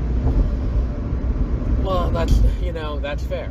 Like, you may not like them immediately out of the gate, but you may eventually like them. You may eventually, fall in love with these characters. I've already, like, the way that they've had Kamala so far, she feels like Peter Parker, but without the emotional baggage to an extent. Like, we don't have to have the death of a family member to motivate her to do things. She's just this positive, glowing, great, let's do it. Like, this energetic enthusiasm to her character, and Iman Vellani does a lot to move that along. The relationship she has with Bruno is fantastic and really fun to watch, and there's something about this show that feels so different from the rest of what Marvel has done on television, not even just within the MCU with WandaVision on, that were strictly Marvel Studios productions, but also, including, Agent Carter, Agents of S.H.I.E.L.D., Inhumans, Daredevil, and all of that. And it's just a certain lightness to it, and a certain, this is not the be-all and end-all of the universe. This is not the, not every mission has to be cataclysmic. Not every, thing needs to have the world is going to end if we fuck this up, like Moon Knight did. Like, Moon Knight had some interesting ideas, but I think that it was bogged down by how huge everything was. And I think that how sprawling the Marvel Cinematic Universe is also starting to not help it as much. Because I think that as the Marvel Cinematic Universe gets bigger, you end up with more and more of these questions of why are there not more Avengers responding to this thing. I think the biggest example of that is if you look at, Eternals. With the Eternals, when you end up with, the episode ending in a celestial appearing in the sky, and it's like, I'm taking people, good day, we're going to do judgment on this planet. You would think that would be the premise of the next Avengers movie, is that, oh, there's a celestial coming. We need to stop that. But, nah, we got other things to do. And you would think Doctor Strange at least, or if not Doctor Strange, then Wong, as Sorcerer Supreme, would respond and be like, oh, that's a little fucked up. Or in Egypt, when what's his name, when Moon Knight and Khonshu turn the sky back 2,000 years, and everyone on the planet can see what's happening, there's no response from anyone in the more cosmic side, or the more or even the other parts of the Marvel Cinematic Universe to be like, oh, that's a little weird. I don't know, it's just one of those things that as the universe gets bigger and as we get into more and more things with more and more characters, the more the universe will feel kind of disjointed. where things aren't being referenced properly. Like, fact of the matter is, there was no good way to do a reference to No Way Home in Multiverse of Madness. But they tried. They certainly tried. And if Multiverse of Madness takes place before Hawkeye, which is what the new timeline indicates, is that actually takes place before Hawkeye, then it's a Christmas movie. But I don't think Sam Raimi knew that, because there's nothing in the movie that indicates that it takes place at Christmas. Because, like, it's a very narrow window for that movie to take place, if you take into consideration the fact... Oh, no, at the end, it's winter. And he's got that P code. Alright, so, yeah, I mean, it could be. That makes sense. I didn't even think about that at the very end when Clea shows up. But, I mean, we're getting off topic here, but I think that what they're doing with this show is interesting, and what they're shooting, like, some of the new ideas are pretty cool. I can't wait to see them really dive deeper into it, which is really what I want to see them do. I want to see further exploration of the mythology that goes into a show like this, and a further what's what I'm looking for here? A deeper look at everything going on in the universe at large. Could be an interesting thing to see see happen. Especially if they do it right. If they do it right, it'll be great. If not, then, you know, worst case scenario, there's some new, deeper concepts that they just won't ever explore again. But I think that audiences are gripping to this. The audiences that matter are gripping to this. And when I say the audiences that matter, I mean, you know, people who are going to show up and watch it, and not, you know, the quote-unquote fanboys who hate anything that isn't about, you know, a white guy, who tend to show up in droves anytime something like this comes out. And look, you know, you can point to streaming numbers and all of that. I don't know how accurate streaming numbers are. I've never heard of the company that tracks it. I don't know how they track it. I haven't looked at their methodology.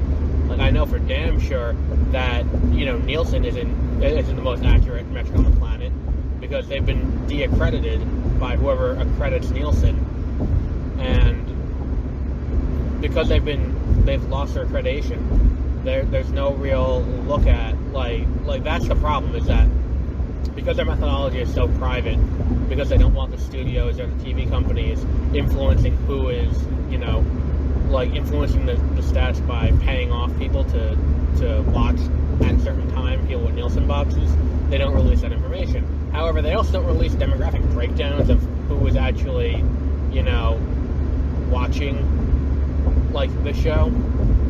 So we kind of just gotta take their word that, we just gotta kind of take their word that they're being forthcoming about everything, which isn't a great system to determine multi-million-dollar advertising campaigns, but what are you gonna do? Nothing else you really can do.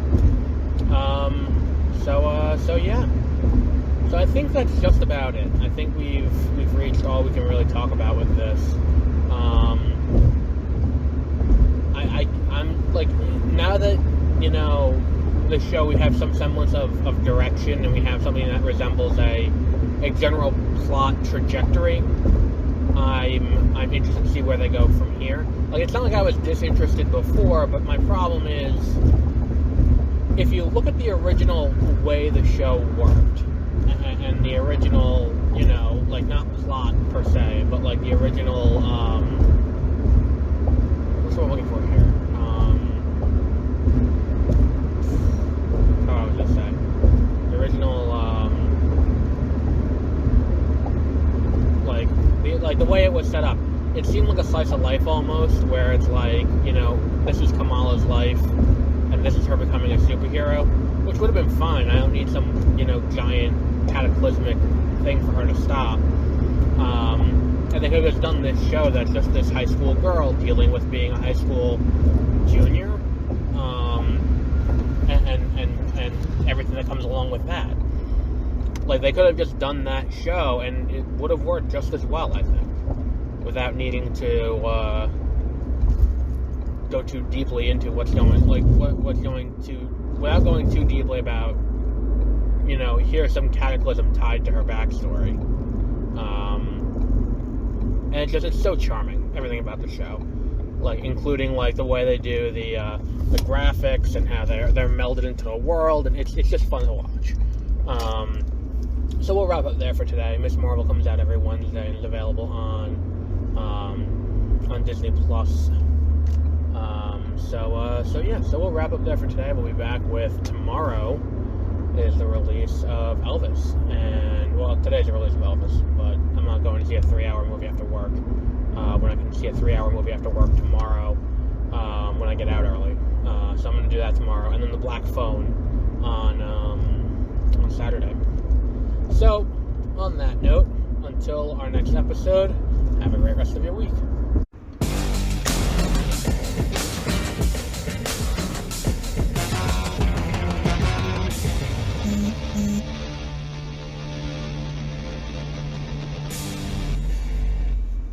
Welcome to Beware Spoilers. I am Adam. It's been a little bit, only because there hasn't been too much going on.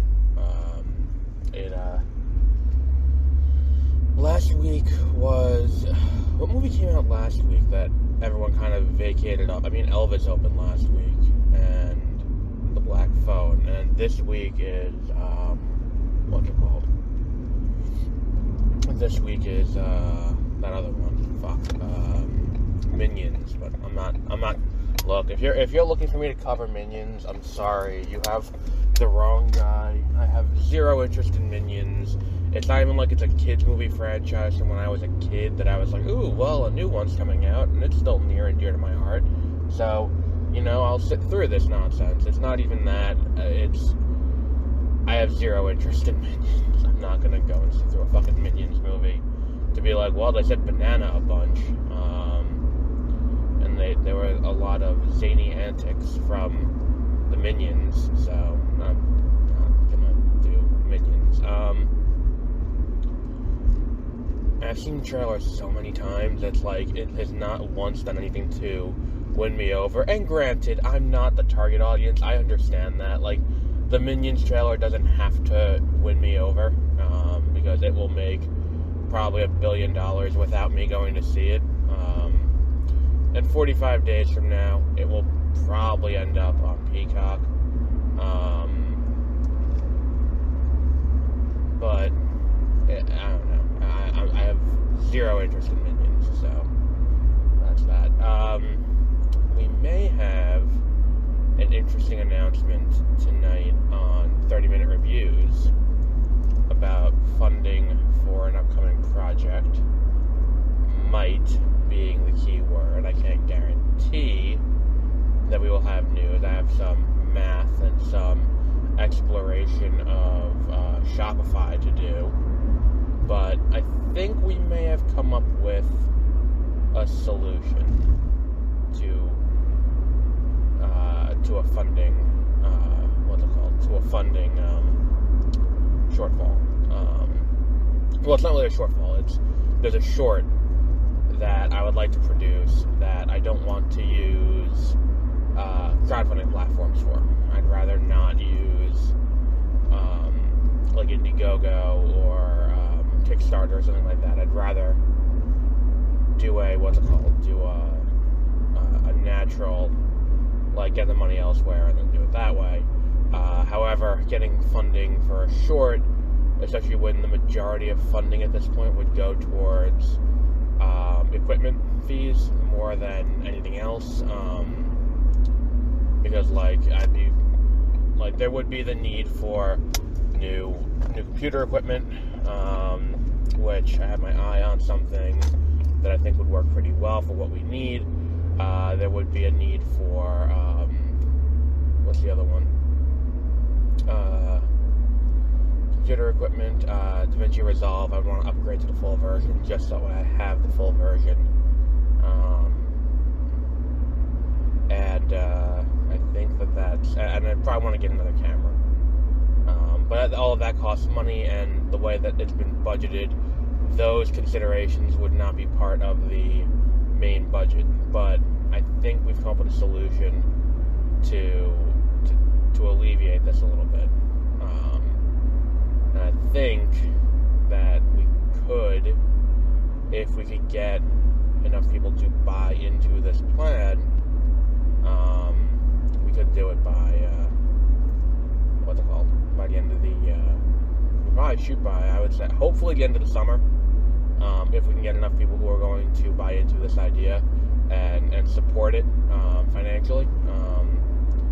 But you won't be able to avoid hearing about this on this show.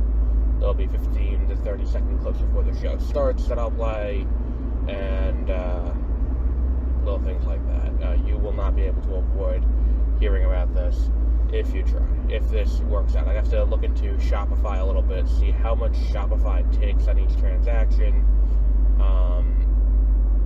I gotta look into how much it is going to cost to get the materials in to then ship out. Because one of the things I've noticed is Amazon takes a huge chunk of, if you self-publish through Amazon.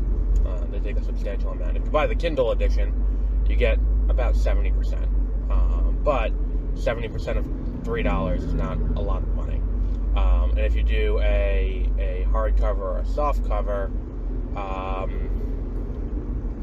then you get even less. You get about the same amount of money per sold, but you're asking people to put in a lot more of their money to get it. Now, what I'm thinking that I'm going to explore a little bit later today is going to be, can we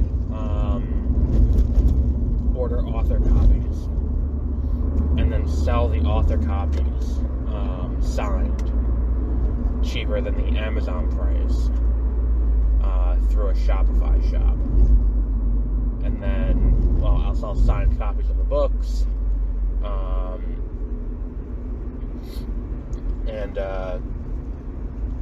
I think that might be one of the best ways to handle this situation, because then, depending on how much Shopify takes and how much it'll cost to get the book in, we can set a price that's definitely lower, but with a higher profit margin, and that money would be going 100% towards the budget for new cool things.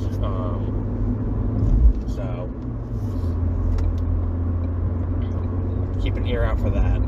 That episode will probably go up on both podcast streams, both this and 30-minute reviews. But keep an ear out. As we look into this further and explore this further, we may have more information later tonight. And the thing is, too, this will be a fan engagement thing where, as people buy, we will be updating on the costs of budget, how much money we've raised towards the budget, and there will be periodic updates on that as well. So that's not what people are here to talk about, though. That's not what people are here to talk about. But I think what I'm going to do, too, is I'm going to put up a poll, probably, and that will be attached in tonight's episode, that I'll put up for both streams. Which book, because the one that I've done so far, and it took about 3 hours last night to do this, was I did Echo Alpha. I think I'm definitely going to end up doing Swan Song as well, with this new format, the new size book, the new uniform cover.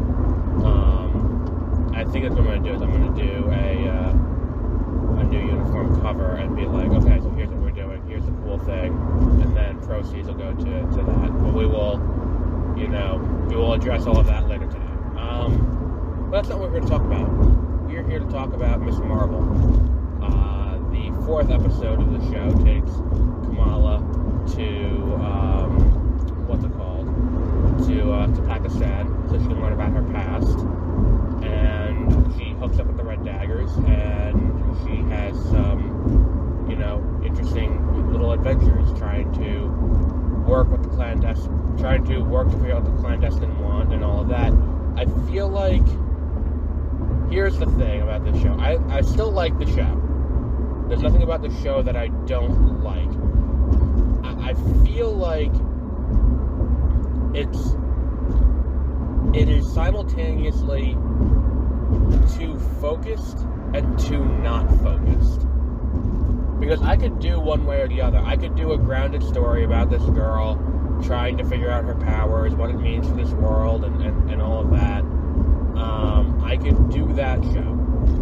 And that would be that would be great. It would be fantastic. And I could also do the show where she is, laser focused on trying to, stop the clandestine from whatever the clandestine are trying to do, and all of that. I feel like doing both is a little, is a little, iffy. And I've seen people complain about the effects. I've seen people complaining about the visual effects of this show.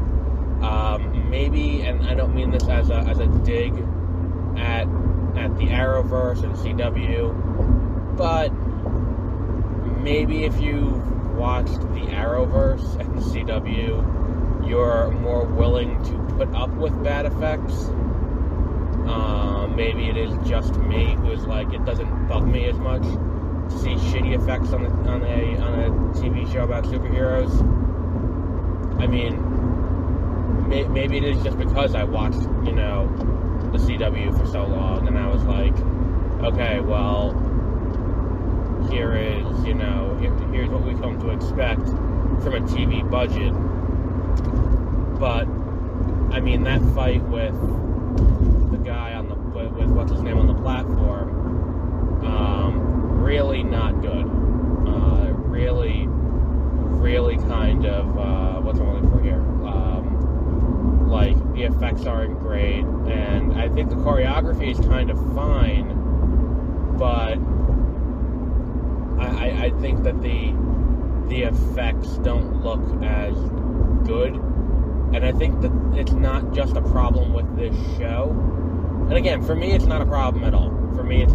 I'm just addressing what other people will find a problem with, and for me, it's not a problem at all that there's not great effects on the show. I don't have a problem with that. I know people do, though. And I know that there are people who, there are people who will see that and complain and be like, oh, well, the effects are pretty shitty. And it's like, well, I don't know. I watched the CW for years, and I've never had an issue there. I've defended the CW for having shitty effects more times than I can count. I'm not going to sit here and be the person who's like, yeah, and then here is where the problem is. Granted, I realize they have a much bigger budget, because it is the budget of a Marvel movie, which is about $150 to $200 million. I understand that we're dealing with more money here, but I'm not going to come down on the show too hard for effects issues. What else is there? Her and the other, and I forgot his name. I watched the episode last night, but I forgot the guy's name. That she was, that she met up with, who was part of the Red Daggers.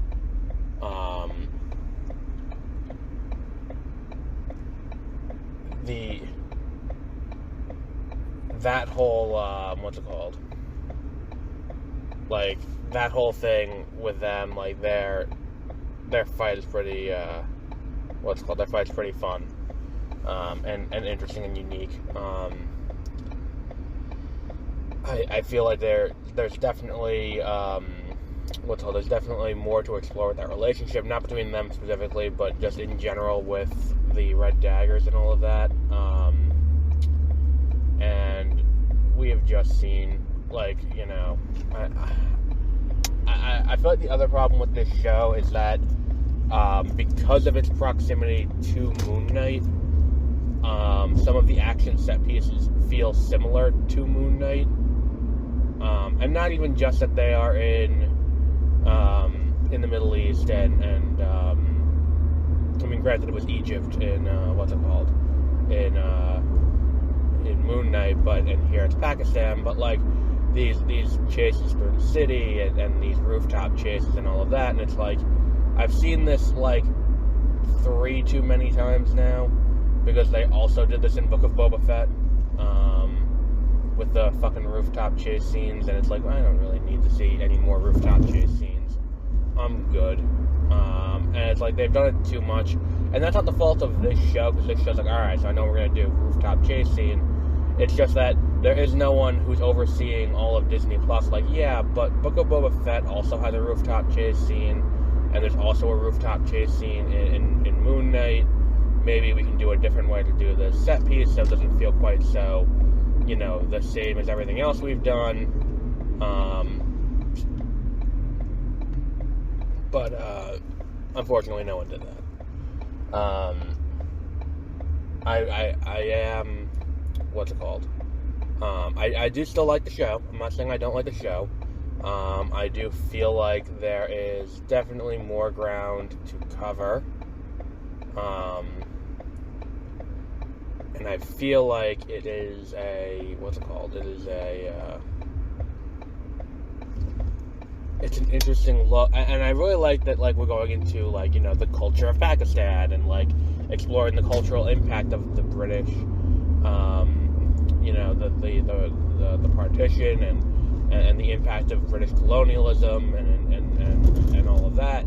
I really like that they're doing that in these places, and I feel like that makes the show interesting to watch,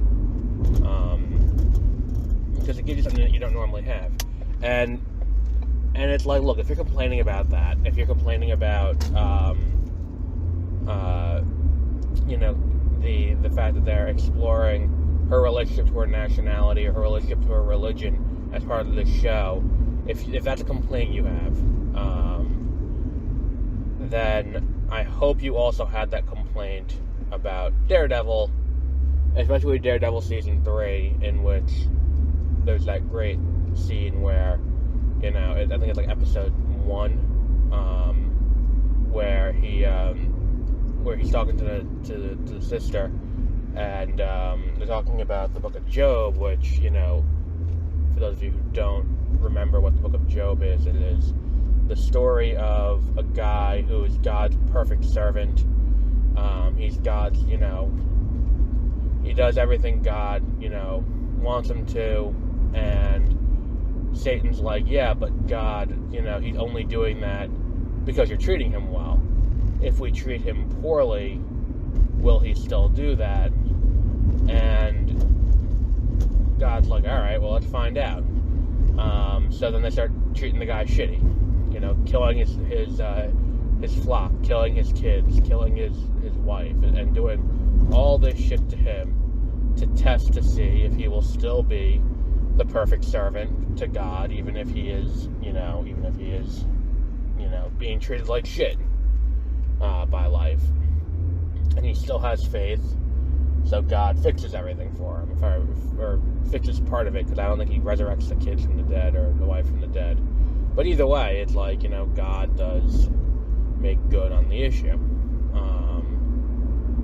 So, looking at it in that, you know, what's it called? Looking at it in that, through that lens of this is what they show, like, you know, using that, and then the nun is basically telling him the story to be like, look, you still have to put faith in God because God will provide. And then he's like, no, but Job was a pussy because Job didn't fight back. Job just did because he thought that it would fix, like, he thought it would fix the situation.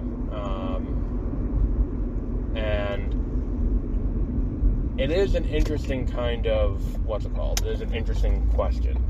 And the whole book of Job reads like a lost issue of Sandman. But if you didn't complain about that, and you're complaining about Ms. Marvel, I think it's fairly obvious what you're saying there. And it's not, you don't want religion in your thing. It's that you don't want this religion in your thing.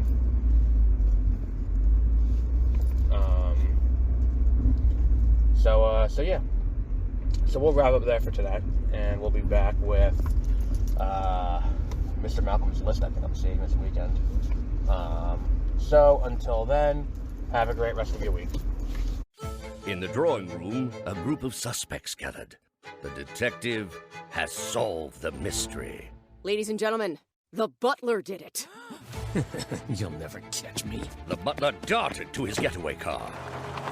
But what he didn't know is this is a Nissan sales event ad. Wait, what? And his car is no match for the detective's Nissan Rogue or its standard VC turbo engine.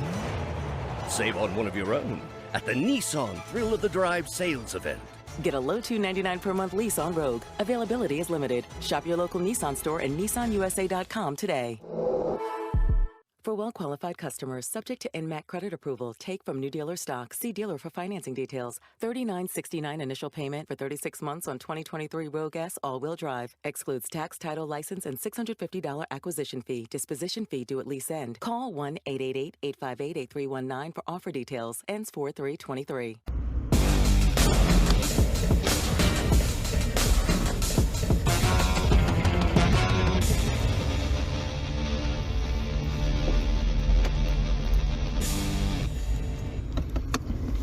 Welcome to Beware of Spoilers. I am Adam. How's everyone doing today? Very Marvel-heavy day. Because Miss Marvel came out last night, so I'm talking about Miss Marvel now. And then, this evening, there is, Thor: Love and Thunder making its debut, in theaters. So, that's also happening today. It'll be fun. Looking forward to seeing that. So, here we are in the morning, talking about Miss Marvel. I like this show. I do like some of the decisions the show has made. Some of the decisions Here's the thing. The show is kind of trying to be too much, I think. In that it's trying to be an origin for her character. It's trying to explain everything she does and why she does what she does, as well as her family dynamics and all of that. And also at the same time, it's trying to be this kind of like teenage slice of life, kind of like John Hughesian thing. Like, I feel like the issue is it's trying to do all of that at once, and it's kind of not filling any one of them properly. Like, you're not properly hitting all the marks that you should if you're trying to do all of that in one show. You're never going to be able to. And that's not a dig at the show. That's just a dig at you only have a finite amount of time, and you're spending a lot of it in service of one story over another, and neither story is the one that is getting the full attention. So like half this episode is the lead up to explaining Kamala being back in during the partition, and I don't think that I mean I think the show could have been better spaced out, so this isn't happening in the episode before the finale.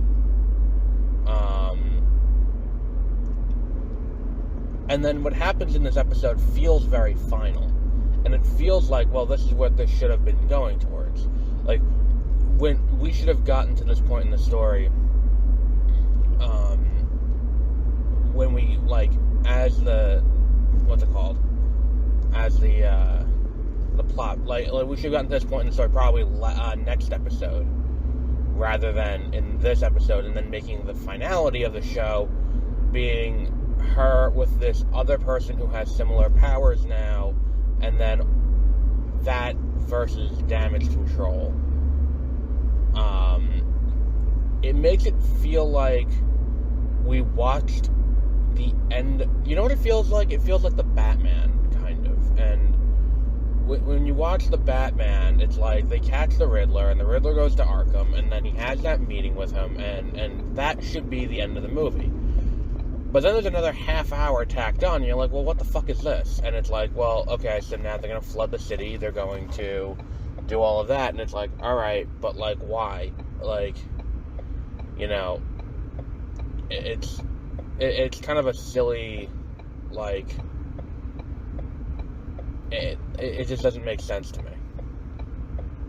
That, like, out of all of that, and you know, it's just the kind of thing where it's like, okay, so now we're going to do this. Now, the stakes aren't exactly as high. And the other thing is, with the thing with the gin, it's like, how high were the stakes of her not letting them? But apparently, there was a solution where they go back, except for some people who die, because it's very obviously Terrigenesis. They go back to their you know, home dimension, and then come back to and she gets to keep the bangle, and the bangle's not destroyed or anything. So, like, it does call into question, like, the logistics of this whole thing, but it's like, well, couldn't you just kept the bangles and opened the portal and been like, alright, fine, fuck you. You want to go through the portal so bad? That's fine, you know? It's like, it's kind of similar to the issue with America Chavez's powers being the focal point of Multiverse of Madness, where it's like,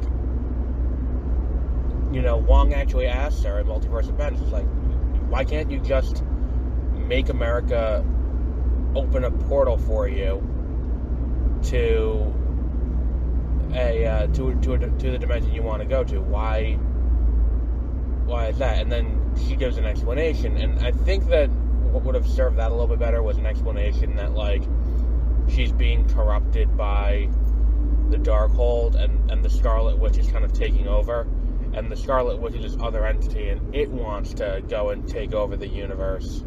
Not so much, you know, see that, and this is a way to convince her to do that. It's that, and I think that would have, you know, been a little bit clearer there, but I think that, like, if we look at, like, this, in the context of Ms. Marvel, I feel like it's trying to be too many different things, and at the same time, it's not actually succeeding in any of them. It's just kind of leaving the audience wanting more. And again, it's like, if the only positive that comes out of the show is making people like Iman Vellani as what's it called, as Ms. Marvel, then, I mean, mission accomplished. Like, if the entire point of this show is to introduce that character, so when we get to the Marvels, we know who Ms. Marvel is, then, again, did a great job with that. And you know, it's like, you know, Iman Vellani's great, and you know, like, she's very endearing as a character. She captures the essence of the character, even if the powers are slightly different, and it still feels right, and she's doing a great job. I just feel like the show around her could be better. And, like, that's not to say that there's anything particularly wrong. Like, I feel like had they committed earlier on to explaining what the clandestine, like, the clandestine just want to go back to their dimension. So, like, the show never gave a real reason why she couldn't go back to her dimension. Why she couldn't let them go back to their dimension and then just keep the bangles. Why do they need the bangles to do that? And it's like, oh, well, that's not really, like, it, because at that point where that was happening, the show is still focused on introducing, like, Kamala's supporting cast and getting us on board with everything else going on in her life, which is fine. But there's definitely a way to tell this story without the clandestine and without all of that would make the show work better. Or a way to tell the story solely focused on the clandestine and all of that, and have that work better. But it's just this mixture of both is making it that way. Neither story is particularly well served. I don't know. I feel like I I think next episode we get a Brie Larson cameo, even if it is in a post-credit scene, because this is going to lead directly into next July's movie, The Marvels, because it was the movie for, what's it called? It was the movie for, see, that's some bullshit right there.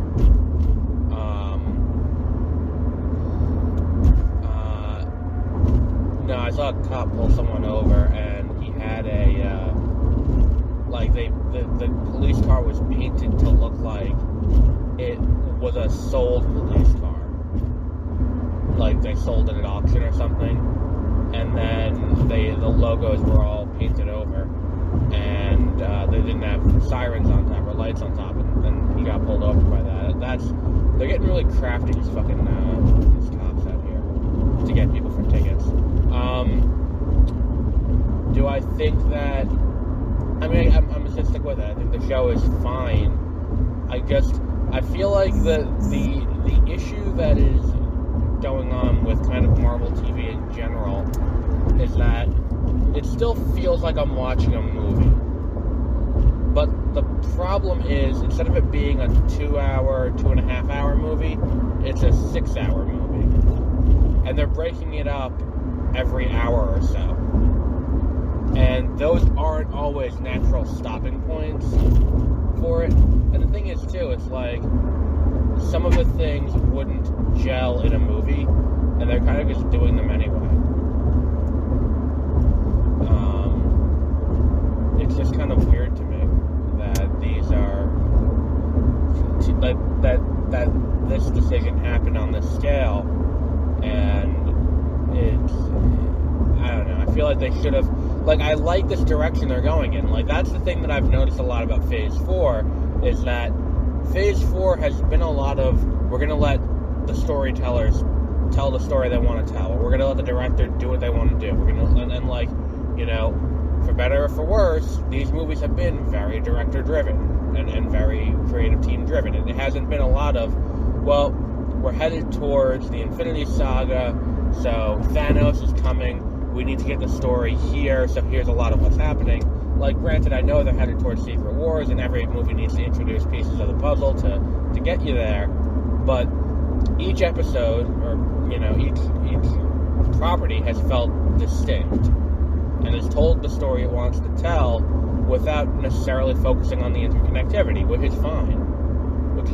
Like, this is all people have been asking for the better part of, like, a decade at this point when it comes to Marvel Studios, is you don't have to focus on the connectivity, don't focus on the overarching story, let the directors and the showrunners tell the story they want to tell, but, you know, they're doing what people ask for, and everything is kind of feeling different, and I feel like that's what I'm going to go into with Thor, is that, you know, this is going to feel like Taika Waititi's movie. This is what Taika Waititi does, this is going to be his movie. I'm looking forward to seeing how this show ends, because I think there's only one episode left. Because I feel like if there's another 3 episodes left, that's a little too long. So there better only be 1 episode left, but problem being, I don't think necessarily that it's I don't think it's a particularly what's I'm looking for here? It's not a particularly well kind of executed situation, I don't think. What the fuck? Are you kidding me? Roadwork, body gigs, I gotta get off at. You couldn't put up a sign that says that it's gonna be closed.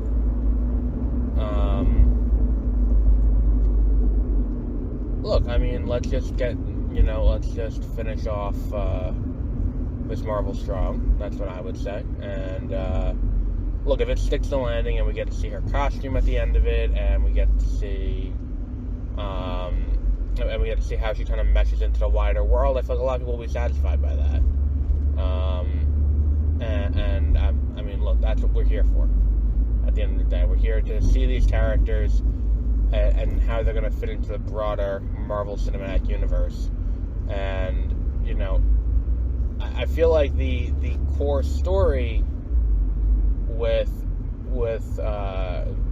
Kamala, like, and you know, if the show, if we're going to define it solely based on introducing us to and endearing us to Kamala, the show is an overarching success, complete unbridled success. If we're going to define the show by executing a single plot line that's not just introducing this character, that's where we get into a little bit more of a dicey area where it's like, all right, well, what do we get? Like, what are we getting into here? Like, what is the defining part of this? If that's the case, if we're gonna define it by that, I think that is a harder argument to make that the show succeeds.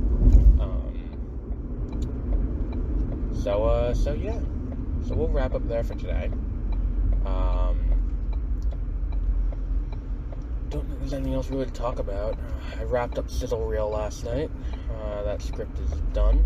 I have to format it for Kindle, and then that will be out in August, next month actually, with a little bit of a stealth release there.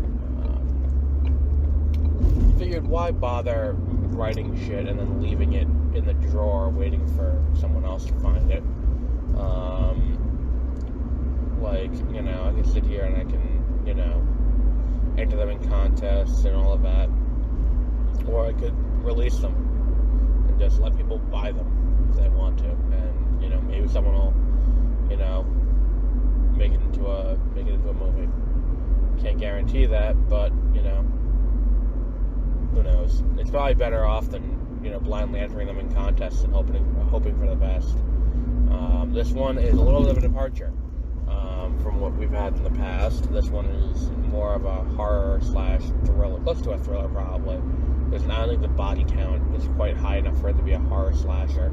I'd say probably a thriller, but it's more grounded. And yeah. Looking forward to seeing the response to this. I think I've done something different here, and there's very little tying it to anything else I've written. Kind of like, what's it called? And this was teased in 10 plots at a time. There's a tease to this book in 10 plots at a time. In the scene where they're looking into, you know, the time stream, and there's all little nods to other stuff, little dialogue clippings from other books, from, like, In the End, and I think it was In the End, I think it was Swan Song, but it's all these little dialogue clippings from all over, you know, the various books, and then this one, there's a dialogue clipping from too. Because I think the only thing that this book has in common is Christine Coleman's a player in it. She got a pretty big role, but not. There's no. I know that she has historically been kind of a hero, like a superhero, in the others, in the same way that, like, you know, she's, you know, the alchemist, but don't expect things like that. It's a very grounded version of the character. There is some mild metaphysical shenanigans, but, you know, we're going to keep that. That'll be all we'll say on that. Yeah, she, besides that, there are some, that's the only real tie to anything else, is her appearance, and even that is cursory at best. Because I think if someone were to walk into this book not knowing what it was, not knowing who that character is, it would still work. That would still work pretty well, I think. Because it's not dependent on you knowing that, like, oh, and she's gone on these multiverse hopping adventures, and she's, you know, she's magic and all of that. And, like, like the version of her we see here and the version of her that's going to be in Echo Delta Part 1 are two very different versions of the character. And the reason I split Echo Delta Part 1 into two parts, Part 1, Part 2, is because there's a story I want to tell in the book, and I think putting all of it into Echo Omega would disservice Echo Omega, because it would either make the start really slow, or it would make the cut between the two stories, the main plot, which was the plot from the beginning, and the and what would have been the B plot, it would have been a little bit not great. I think the intercut between the two. So splitting it off and doing two separate two separate stories is definitely the way to go. So it's just going to be a 4-part trilogy, I guess, and that will be coming in, and then that will be. I've said prelude. This is the beginning of a big event. I'll say that much. But that's all I'll say for today. And I'll give more information on the release of Sizzle Reel for pre-order and all of that later today when I do the Thor episode. So, until our next episode, have a great rest of your week.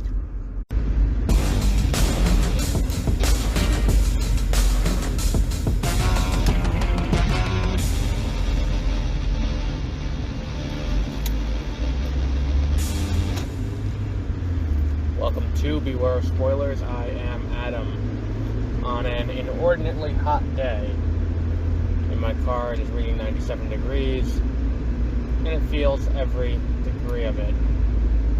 So, we are now at the end of Ms. Marvel, and I'm able to do this now because I made a realization at work today, and that is when I'm at my desk packing boxes, I do not need to sit there and just listen to whatever book I'm listening to or anything like that.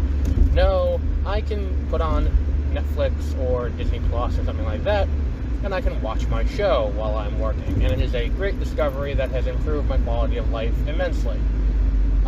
So, until which point is I'm no longer at the desk, I'll be able to watch TV while I'm at my desk. Because if I'm out in the rest of the office, I can't just walk around watching that, until which point is we get a virtual reality headset that I can, that's a ways away though. We're talking decades in the future. But as for right now, I can do that, until which point is I can get paid to do this at a more consistent level that I can afford to live on it and not just make ends meet on the podcast aspect of itself. But all of that notwithstanding, Ms. Marvel is today's big show. Okay, just go ahead, buddy. I was here first. Whatever. Motherfucker in these trucks who think their car has the right of way. So, Ms. Marvel. And I think that my first issue with the show is kind of in common with all of the Disney Plus Marvel Enterprises, which is the middle of them is a slog. It gets boring, and it's like, I think I said this last time, where it's almost as if each episode is written like each show is written like a movie and then broken up along the way. This time, I mean, the thing I really want to talk about is the post-credit scene and the ending of the show. But like, my issue is with this show. I feel like this should have been episode 5, this conflict here, and then episode 6 should have been her facing off against the clandestines. Maybe that's just me. Maybe that's just me thinking that's the bigger threat that should probably have the bigger attention pointed to it. That said, this episode did sell me on why this one needed to be the last episode. Although that said, I feel like this whole thing with the powers being transferred to her son feels like it should have been a postscript almost to the end of the story, and the fact that it is brought out to this degree and stretched out to be this entire finale feels, I don't want to say forced, but it feels like they're dragging it out for time. I also don't buy Kamala's parents being okay with her going out and doing superheroics, even if they know what her powers are, considering earlier in this season we have this issue of her talking about, not being able to go to Avengers Con, which is in New Jersey, and all of that. I do think this show probably would the overarching story of the Marvel Cinematic Universe would probably benefit from a season 2 of this coming out before the Marvels, specifically setting up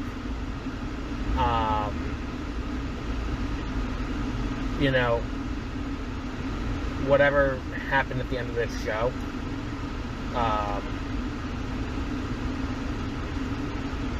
What else is there? Because, hang on. What else was there? I think that,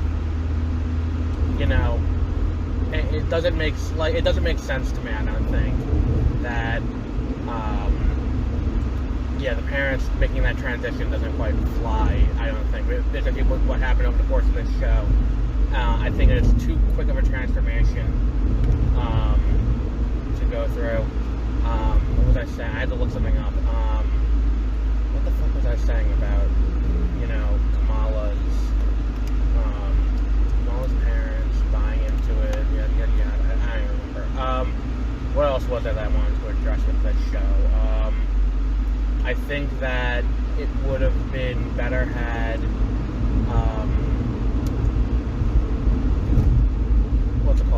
had the show ended off with,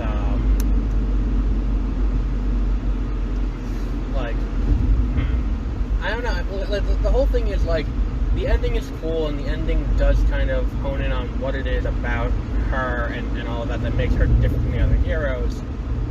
I just feel like it could have been better executed, and it feels like almost like this is entirely tacked. It feels kind of like the ending of the Batman with the bombing and the river and all of that, or the harbor all imploding in.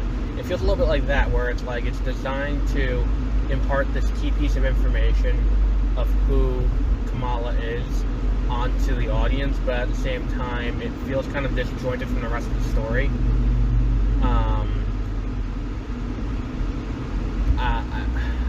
We'll talk about the mutant thing. We got our first reference to, in 616 MCU, the first mutant is Kamala. And it is one of those things that, when we talk about her getting her powers, and it feels like this is specifically just to fuck me, because I said this is an Inhuman, because it looks like Terrigenesis with the fucking, I'm annoyed about that, but, and then I did the fucking weekly streaming recap, and I wrote a whole explanation about what Inhumans are and what Terrigenesis is, and it was all for nothing because it's a mutant. But we get the mutants, and we get our first taste of it here. And if there's one thing I like about what they're doing with the introduction of the mutants, now that Marvel has the rights to the X-Men and all of that, is that they're kind of doing a slow rollout of the mutants. And what I mean by that is, we're not getting an introduction into the mutants in a big bombastic way, where it's and here are the X-Men, bask in their X-Men-ness. We get Professor X from an alternate universe in our first little taste, and that's in what's it called? What's the name? Multiverse of Madness. Then here we get this, and both times they're punctuated by the music from X-Men 97. They're playing the X-Men 97 theme is the musical cue, because we know the X-Men 97 show is coming.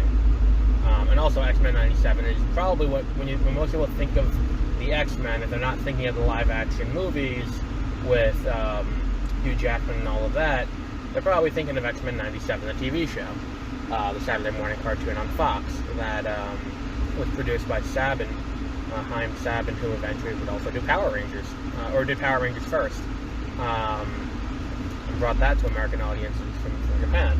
I think that it's a good idea to do it that way. I like that they're going this route. I'm on board with them going this route. I would like to see a further expansion of that in the future. I would like to see. I'm looking forward to the X-Men 97 show to see how they handle. So I think that's what it's going to be. Is they're going to use X-Men 97, and it's going to be like, how do the mutants fit into the larger Marvel universe at this point? And I think that her putting the bangle on was kind of awakening the X gene for her, and that'll be cool. I'm looking forward to seeing how that all plays out. I think doing X-Men 97 gives them some fertile ground to play around in, where they can bring in some characters who were around in the 90s and bring them back. They can bring in, what's it called? They can bring in,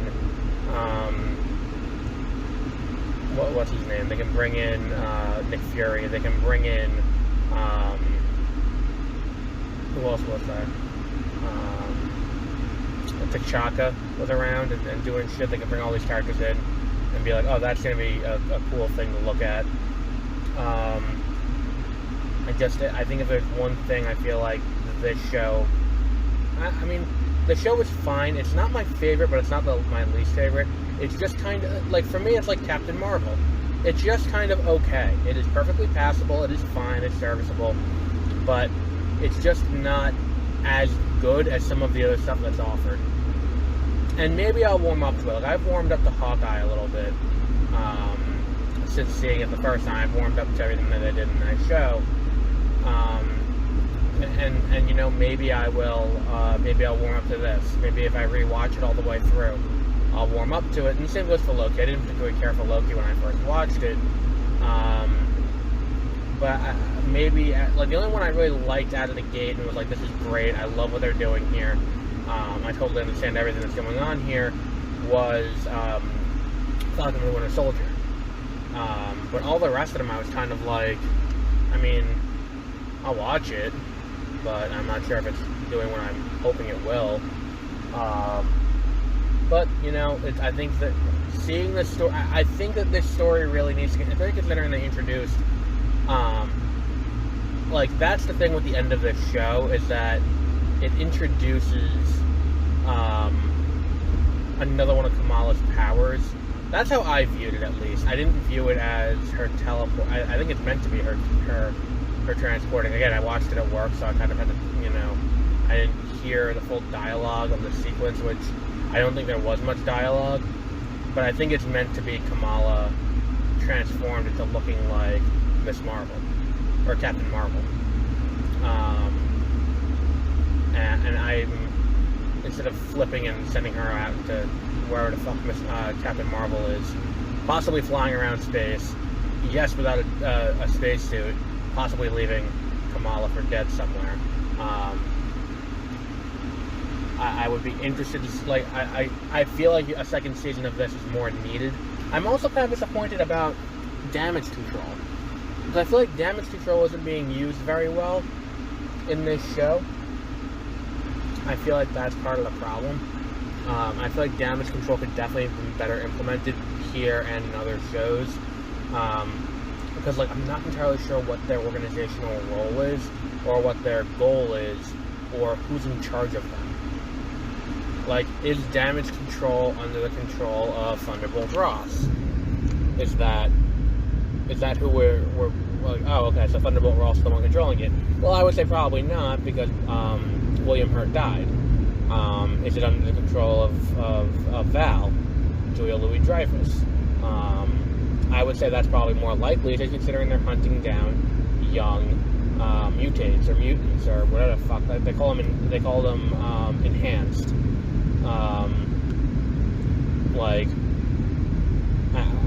I feel like that's an important thing to distinguish. And people who get upset about Kamala being a mutant now, let's keep in mind where Ms. Marvel came from. At the time that Ms. Marvel was created, it was 2014, I want to say. And at the time, Marvel Studios was still under the thumb a little bit of Marvel Entertainment and hadn't quite split out yet. Marvel Entertainment still had a lot of say in what was going on, and Marvel Entertainment did not want to put a publishing focus in creating characters for studios that weren't Disney. They did not want to create characters that would go to the X-Men. They did not want to create characters that would go to Spider or Spider adjacent. I mean, the only real notable character who was added in either of those categories between then and now was Gwen Stacy's Spider-Man. And that was only because Gwen Stacy was already a Spider-adjacent character. So creating a Spider-Gwen wasn't going to create a new character that they couldn't capitalize on. If they created a new character altogether, that would be a problem. So I think and at the time too, there was a big Humans push because Marvel had the cinematic and television rights to the Inhumans and the Inhuman royal family and Attilan and all that cool stuff. So because they had that, there was this push to get more Inhumans in the into characters that would do that. And if I remember my history correctly, I believe Rogue was briefly Miss Marvel. Maybe it was just that I think she ran Miss Marvel with powers and had Miss Marvel's powers. But she definitely had powers from Tarot. I don't know if she temporarily took up the mantle too. But, look, and again, I said this morning when I was talking about Shadow of the Sith. I said, it's not a documentary, to quote the great John Boyega. And that applies for Marvel too. We're not doing a documentary. It's not a recreation of real events. It's not any of that kind of stuff. This is a retelling of an alternate universe version of the characters from the comics. This is not a cinematic, adaptation of the comics, and that's always been Marvel's MO from the beginning. And I think that most superhero movies work best when they're not doing a one-to-one adaptation of a story we already know. Because what works in the comic doesn't always work on the screen, and vice versa. And the idea that Marvel is going to do this kind of this is not a one-to-one origin for Kamala, and I think this is the real only time that they really changed. No, it's not the first time they've changed, because they did not make Black Widow a super soldier. Because Black Widow is a super soldier in the comics. She's as powerful as Captain America, if I remember correctly. But if I remember correctly, but wasn't the Black Widow program meant to be the Russian analog to the super soldier program, where that the super soldier serum or the Russian equivalent of it was given to Black Widow, and she had her powers. She had the same powers.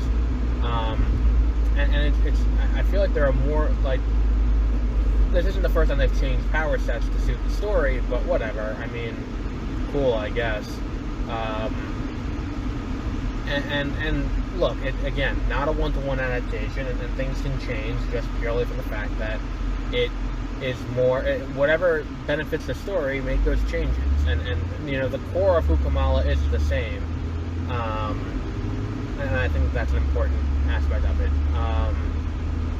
I just feel like the next time we see Kamala, as indicated by the credits, will be in the Marvels. And that will also be the next time we see Brie Larson as Captain Marvel, which, by the way, I commend Marvel for not directly commenting on, for not directly commenting on all of the rumors that Brie Larson is hard to work with, and no one likes her, and everyone wants her out, and all of that kind of misogynistic bullshit you hear from the conservative contingent of fandom about her because they just don't like her. I'm happy that they didn't comment on it, but at the same time, any opportunity they've had to put her in something where she doesn't necessarily have to be, they've done it. Like, here, okay, I would have been genuinely surprised if she didn't make an appearance, but, like, they put her in, what's it called? They put her in, that other one, too, Shang-Chi and the Legend of the Ten Rings. She's there, and it's like, well, that's cool. I think my only thing is, like, that's throwing me is the hair being the way it is. I don't think she had that haircut, there, I think that's why we know it's a whatever. But I think we need more story. Otherwise, the Marvels, despite having 16 episodes of TV to set it up, will still end up feeling kind of bloated. Because without having, like, I feel like that could have been, like, the Marvels probably could have been a Disney Plus show, but I feel at the same time if they moved Captain Marvel to a Disney Plus show, that would have been seen by some as a failure, even though it's not for anyone else. But I feel like if we're looking at it this way, and we're looking at it where, at this point, we have Kamala, who the post-credit scene shows she's not in full control of her powers. And all of that. We have Captain Marvel, who is in space doing God knows what, and then also dealing with this resurgence of weird Earth artifacts that have ties to extra-dimensional activity. And then we have Monica Rambeau, who also has these powers, but last we've seen her, it was in, what's it called? The last time we saw her was in WandaVision. We haven't seen her since. So by the time next July comes around, we have a lot of narrative ground to cover to just bring the audience up to speed on who these characters are, where they are, and what's going on. Like, that's a lot. That's a lot that needs to be done in a relatively short amount of time, namely the runtime of a feature-length movie. If it's at most 2.5 hours. I mean, if it goes down to 2:06, which I think was how, like, Captain Marvel was, like, a little over 2. And if that's the case, that's a lot of ground to cover. There's a lot that needs to be done in a very short amount of time, and I don't know if there's the indication that they'll be able to do that. I'd rather err on the side of caution and be like, can we get, like, a little bit more to do here?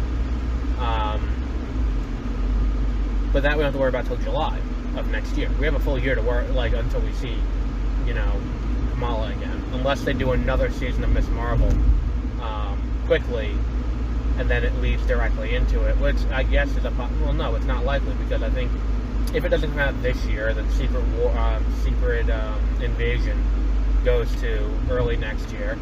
Then also Loki is next year, and they're not going to compete against themselves. And then also Echo is next year. So I don't think it's likely we get Ms. Marvel until 2024, the earliest. It's just, I feel like more could have been done to make this movie, to connect the dot a little bit clearer to where we're going next. I feel like that would have been an interesting idea. So the thing that made me think it was teleporting when I first watched it was seeing, seeing like the way they did it looked a little bit like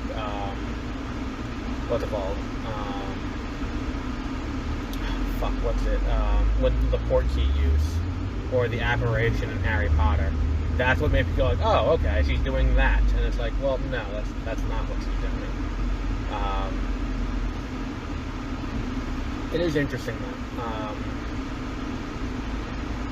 This might be one of the few times I gotta read a Ending Explained article about this show. What else is there? I think that's really it. I know I've been hard on the show, but the show's really not that bad. Like, it's not awful. It's fine, and it's like, look, if you like, there's so much about the show that works in its favor, the art style and all of that. It's just, I think that the problem with Marvel, as it is now, and I'm guilty of this too, is that we've come to expect a level of interconnectivity that they're not doing anymore. But also, they're not really giving us the warning about said lack of interconnectivity. Where everything's kind of standalone, everything's kind of in its own situation. Like, look at the post-credit scene from the movies that have happened recently.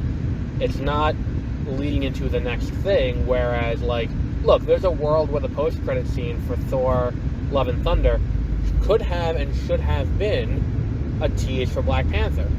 Because that's the next movie. Black Panther is the next movie.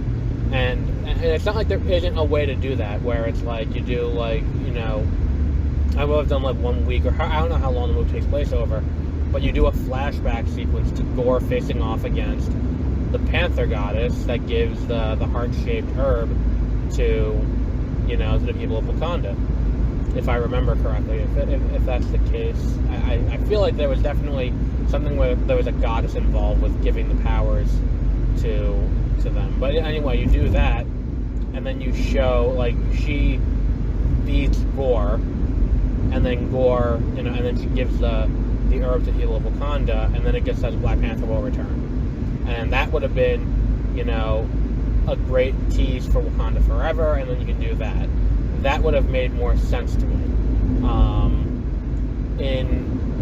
You could have done that with the gods of Lemuria, to set up Namor. That would have also worked in that regard. There's a world in which Multiverse of Madness teases Quantumania a little bit better. And I think that because these aren't doing that, what they're doing is they're teasing the next entry in their own franchise, which is fine, and it's what most of these movies would do. It's just, in the past, we would expect some kind of setup outside of the universe, outside of what's going on. Like, there's no reason why Eternals doesn't set up anything besides more Eternal stuff. There's no reason why Multiverse of Madness does nothing but set up more. Like, there's a world where you show Earth 616's Reed Richards, or you show 616's Professor X, or you show 616's Adelan. Like, to be like, this, look, this is coming. This is happening. But they show Clea. And if you don't know who Clea is, and you aren't watching, like, at least I will give Love and Thunder that when they introduce, and I'm going to put the spoiler warning in, when they introduced Hercules, at least they said, like, come forward, my son Hercules, to be like, oh, okay, so this is Hercules, I know who this is now.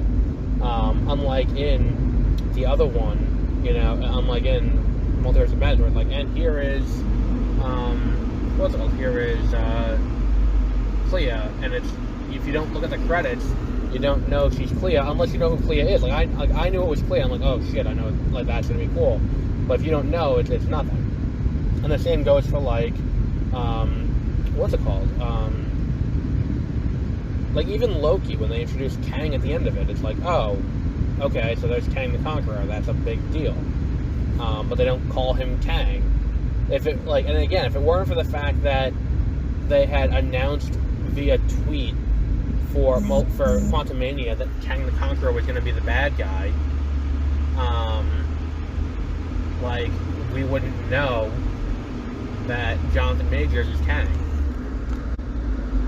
And the same goes for Mahershala Ali's cameo at the very end of, what's it called? At the very end of that other one, Eternals. And even, like, if it weren't for the fact that fucking Patton Oswalt comes out in really shitty CG and goes like, brother of Thanos, Thane, or whatever the fuck his name is, I think it's Thane, like, we wouldn't know who Harry Styles is playing. Like, all of these things are kind of big, things. They're setting up sequels within franchises, but at the same time, they're not setting up outside of the franchise themselves. So you're losing a little bit of the interconnectivity, but not gaining too much in exchange. And I feel like that's a trade-off that shouldn't have been made. I feel like the interconnectivity was a bigger part of what made Marvel work than over, especially DC, where like DC, this kind of post-credit scene setting up, okay, so next time, like the post-credit scene for Shazam sets up Mr. Mind, and it's like, okay, that's cool, and they also set up, the other one was Black Adam, and it's like, okay, those are going to be within this franchise, that makes sense, very limited connectivity with a wider DCEU. Like the post-credit scene for Wonder Woman. Did Wonder Woman have a post-credit scene? I know Wonder Woman 1984 did, which brought back Linda Carter, and set that up for the sequel. Like it is within the franchise, but Marvel has done this thing where it's like, you went to see Ant-Man. The post-credit scene of Ant-Man was a scene from Civil War. And the idea that, like, when we talk about Ant-Man specifically, Ant-Man was directed by Edgar Wright until there was a mandate to put in the fight with Falcon. When he goes to the Avengers compound and he fights Falcon on the roof. Like, until that, like, that was, by all reports, that's the thing that caused the schism that led to